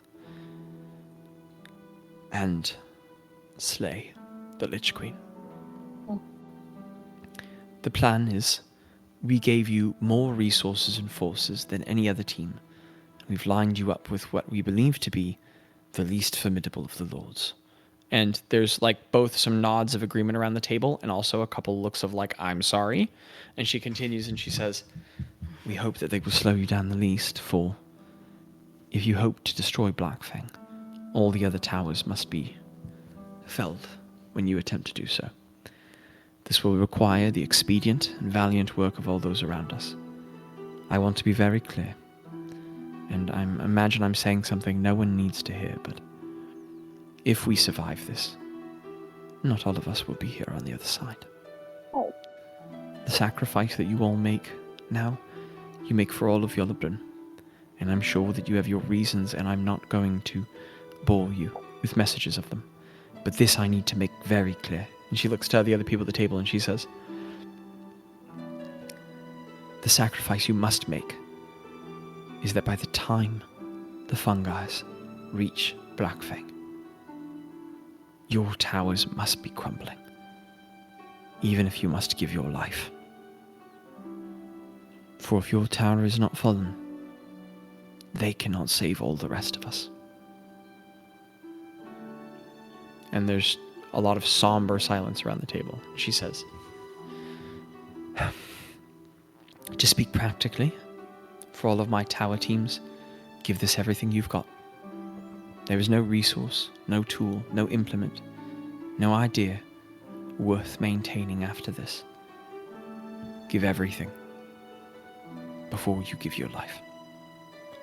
And then she turns back to you all and she says, but for the Slayers team, I must heed you if you had not considered this already. This is a complicated task I set you to, but you must mean to kill Lord Eent with the least expenditure of your abilities possible. For beyond him lies Shista and Blackfang, and there's perhaps no more foul a nest of hellish evil and power in all this world. It is a terrible task, but I challenge you. Destroy Int while maintaining all the greatest resources you have. You will need them for Shista. It would also be wise to come up with, speaking practically, the towers are more than 1,500 feet from Blackfang, so you will need a rather rapid method of transport, but I imagine you can handle this. She takes another breath and she says, for some practicality for the Slayers team. And we're going to skip some stuff. She gives other logistic details, some of the other groups. She explains for a little bit how the golems work and how part of the reason she's part of the Primer team is she can control them all at a distance with with an object that's been provided to her from an ally in Chaskanen. She says that they're going to be used to help in the attack. And she says... Question. Yeah. Does she say who that ally is? She doesn't. She leaves it intentionally vague. I know. She continues and she says, but after some time she comes back to you all and she says, for the Slayers team, remember, all of these other liches are connected to Shista. If we kill them, they will return. But not if Shista dies. And they are of no consequence. She is the great danger. For reasons you are well aware. She pauses on that for a moment, and it dawns on you that the other people at this table probably don't know about the Veil Blades. Many of these people probably have no concept of who the Bloodied One is. As they're concerned, this is the great evil of their time. And she's making it acknowledgeable to you, you know why you're here. And she continues and she says, it is imperative that you find the phylactery within her tower, the object to which her soul was bound. If it is not destroyed, her tower will not fall. And the greater danger at threat here will remain. She pauses on that for a moment, emphasizing that this phylactery within the tower must be destroyed. That's your ultimate mission. To destroy her. That? P-H-Y-L-A-C-T-E-R-Y.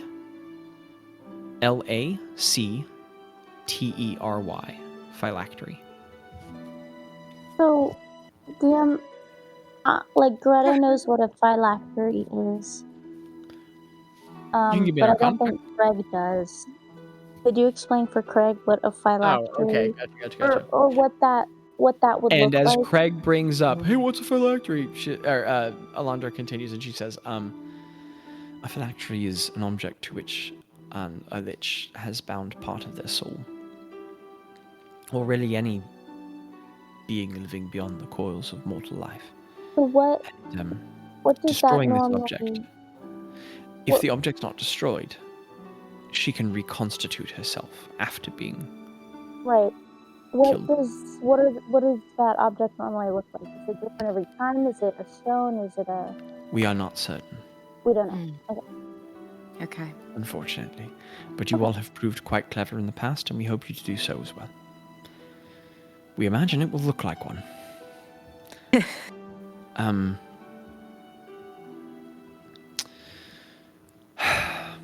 And she goes over some more fine details that we can retroactively use as answers to questions you ask later. She continues and she says, we ask too much of all of you now. Far too much. And I ask that you give it. Before tomorrow, know your reasons and say your piece. Because tomorrow, we fight with no reserve. For Yalabrin. And she raises a glass. For Yalabrin. And around the table, slowly but surely, person after person after person, she takes a sip and she says, we have plenty of people to set a watch. Get some sleep. As everyone kind of starts dispersing and all, Ro goes up to Alondra and asks, I don't know if this is a bad idea or a good idea. I'm just gonna ask you. Would it be all right to give everyone a little better night's sleep if I brought up the fortress? The fungi's fortress? No, actually, abysmally, we shouldn't. Okay. The opening of a plane may not be such a good idea so close to Blackfang. That's what I was worried about. Okay. But it's very considerate of you. Thank you, Lauren. I think Ro would go off and for anyone that didn't have as comfy of a bed or anything, she would definitely like plant growth around the whole area to where it's like how she always sleeps without her bedroll or anything. She has like that all set up so that anyone who needs like better lumbar support has cushy as you sprout flowers. clovers all around. Many people do appreciate the softer bed, even if they're putting rolls over it. And Kettle smiles and says, "That was very considerate." And his trunk reaches down, starts ripping out of the ground to eat them. And you're like, "Oh, not what I was thinking, but okay." Doubles has a snack. He doesn't. Oh, those guys eat meat. Well, I mean, actually, big cats are typically very slightly omnivoric, but you know. You're very slightly omnivorous. Okay, she's getting tired. But a strange thing you notice, Ro, at the very edge of your casting, where your plants tend to grow, you notice the very moment they get beyond the perimeter of your casting, the clovers immediately die and wither. And you get the feeling that the moment your magic has moved on from here, none of these plants will survive in this landscape. Love that. And otherwise, the party prepares themselves for the day of the assault on Blackfang, the next day. And the party, slowly but surely, one by one, goes to sleep. Is otherwise uneventful and dark and still. And some of you sleep profusely, exhausted from your journeys. Others cannot sleep at all, consumed by nerves. And others of you are woken up at different times for watches. People are just picking people, because there has never been a time more important to have a watch. And there are a great litany of people to do it. People can take an hour watch, a 45-minute watch if they want to. I have a question. Yes. Can the golems keep watch? Like, could they just keep watch? They are standing in a perimeter around you, watching. But for a reason that's not explained to you, humanoid individuals are also being woken up for watch. And you're not quite sure what the purpose or nature of that is. There might be a very good reason. You would imagine so, but you haven't asked. But it is ironic that you asked the question, because it is at some point in the evening that you are woken up for a watch, Greta. Just by another person. One of the individuals you don't know well, the Triton woman, wakes you up. And then she goes and lays down for sleep. And it is your watch in the dark. It's just me? We're wrapping up here. Yeah. Okay. The watch. Okay. Like, she's Greta. probably pacing, like, around the whole perimeter. As you pace and walk around the edges, you can't get very far at all before you notice that Alondra is awake and standing near the edge, just staring out into the darkness. Okay. I go walk up, I guess.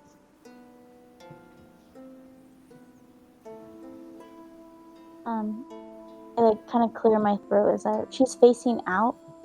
Yeah, just watching out into the darkness as well. It's a very grim watch. It's so hard to see anything beyond this dome covering you all. I kind of clear my throat and I say, She like jumps just a little bit and startles and looks at you and says, "Hello, Greta." Hello. Are we having 2 per watch? Yes? No, I'm just not sleeping well. Yeah. That's all right. I think the adrenaline will keep me awake for days if need be. I'll be ready to go tomorrow. Don't worry. Yeah, I know you I'm really glad you all came. And that's obvious. We need you to kill the sister. But I'm glad you came. Thank you.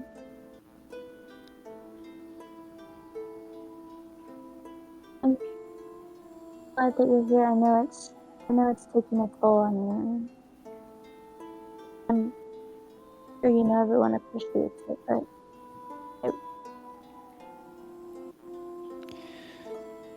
You know something, Greta? I'm much older than you. And that's all. get that very well. Yes. I don't look it, but I'm a century older than you, actually. Rose like that. She never considers it, but it's something I think about from time to time.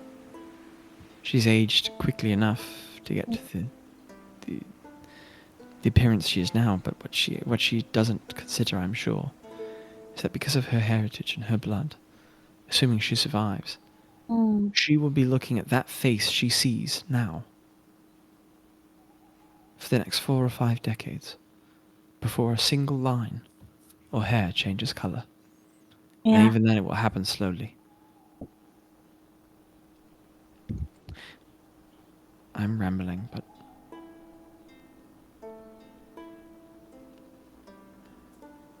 I'm not afraid of dying. In many ways, I'm weary of this life. I don't want to die. I want to go back home. Yeah. I want to hold my cats and drink tea and read books. But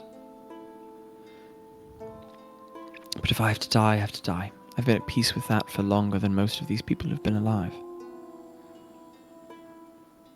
But I can't sleep. Because I'm worried that tomorrow I won't die. Everything will die. I'm worried tomorrow that millions of people, millions, who never even knew any of this will existed, will cease to exist.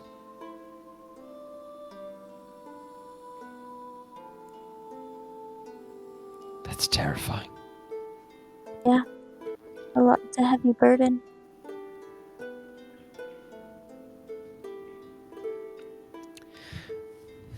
That's why I'm so glad you're here. I find you very encouraging. And she reaches down a hand and opens it toward you. Yeah. I take it. I put my hand in it. It's a sweet moment, but unexpected. There's like a... We the last time you met with Alondra, she was a lot more emotionally available than she'd ever been. But this... She's like scared. You can see the fear in her eyes. And she takes your hand. She just stands there looking out into the darkness, and she keeps speaking to you, and she says, I'm encouraged by you because you feel that passage of time.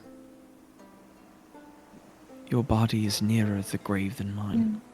Yeah. And yet here you are, still doing this.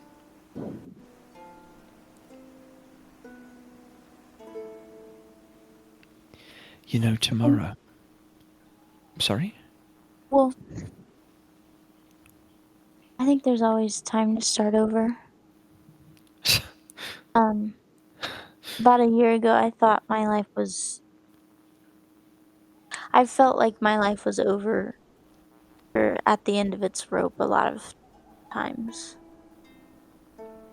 And I think if we survive this, the whole thing, not just tomorrow, but I think it'll be a great time to start over.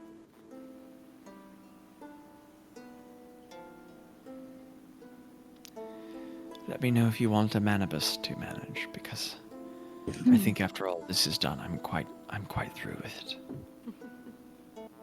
Yeah. You know, tomorrow everyone's going to kill the Lich Queen. But not me.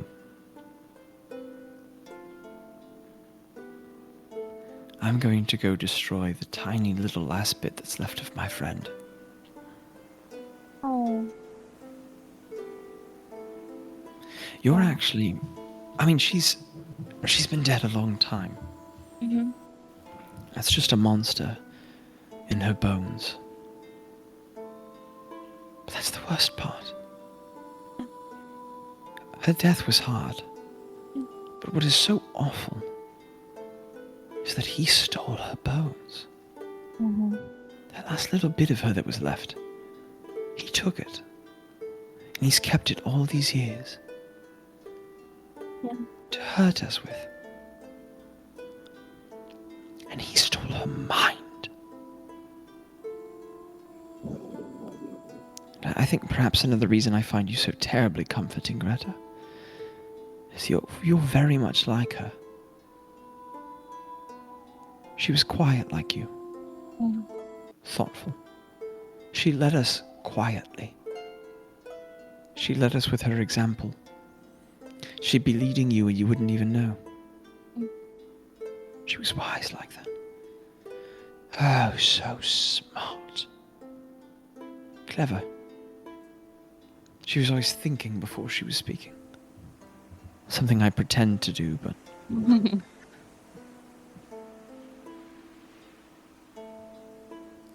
And he took her mind. Mm-hmm. And I used to think to myself, if he could take her mind.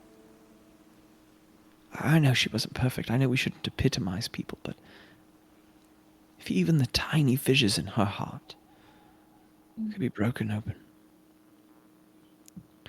how long before he takes me? And he never has. What does that mean?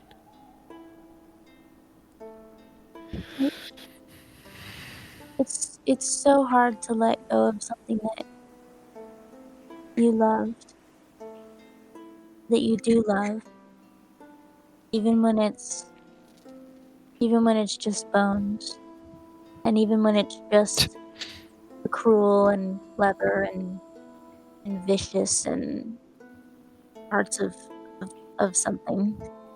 I think even that is, even that, you can still miss it, and you can still, it's impossible to break away from. I don't want to do this. You don't want to do what? To do this tomorrow. Yeah. Everyone's worried about surviving tomorrow. Right now, I don't feel like I'll survive the night.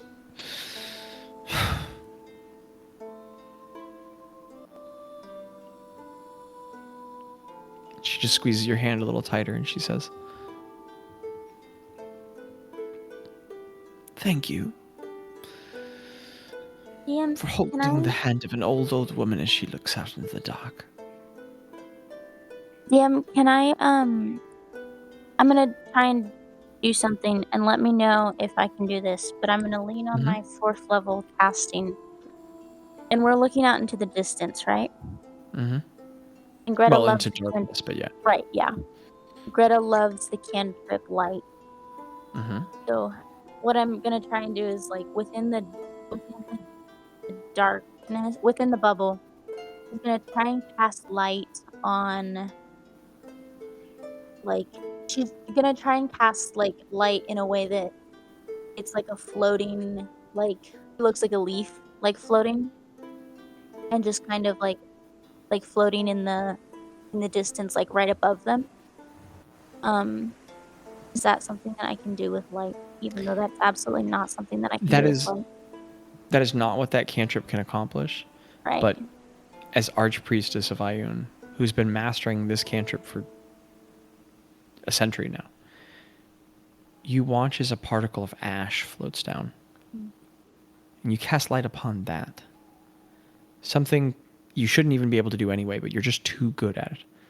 And as the particle floats, you even manipulate the way the light cantrip shifts around it to look like the turning of a leaf, very abstractly, as it falls. Yeah. And she looks up at it as it falls.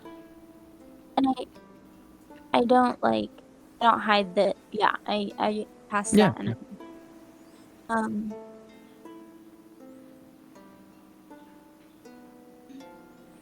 I think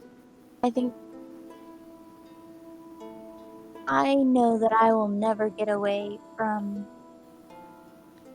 the things that I loved that I shouldn't have loved, or the things that I loved that turned sour, or the things that I loved that I didn't get to love long enough. But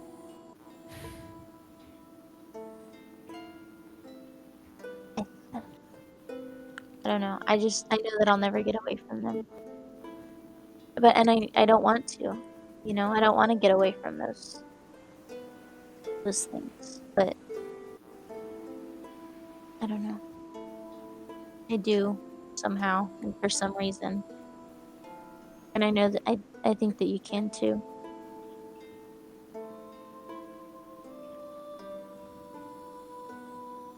She just gets really quiet. She's still holding your hand. She sits down on a stone nearby and continues to look out at the darkness. She whispers something you can't quite hear. And she just continues to hold your hand. No, like, just sit for a little bit, and then how do you think it'll happen? Like, how do you think that you'll die? And I don't mean like not how you want to, or not how, like, considering tomorrow, like, you think that it'll happen strategically, but like, how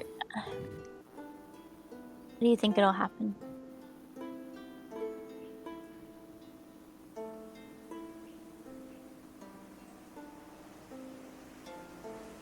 I don't know. If all goes well, I hope I die alongside my allies, as I almost have so many times. And if all goes poorly, I hope I die quickly.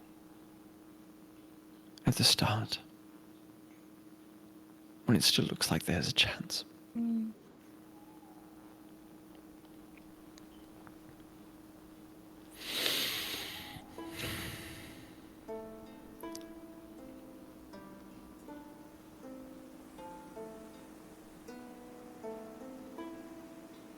And she sits there,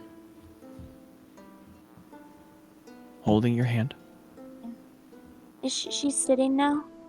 Yeah, you're both sitting together. I think Greta just kind of moves behind her, and like, if just like starts like, she knows that Alondra's older than her and way more powerful, but she can't help but be a little grandmotherly, and she just starts like, or even just like, I guess sisterly, or she just starts like gently like not braiding, but like combing through Alondra's hair as she sits, and just like sighing heavy and like staring into space. Alondra doesn't fight it. And as you two sit there, consoling each other, staring out at the darkness, run out of words to say, but still choosing to be with each other in that moment. That is where we're going to end episode 169 of the Accidental Adventures. We will pick up next time on the next day. Listener, life is an incredible adventure, even in the middle of a dark night before a hard day. But every new day begins in the dark. And you're a very important part of it. Skibbity wop and data.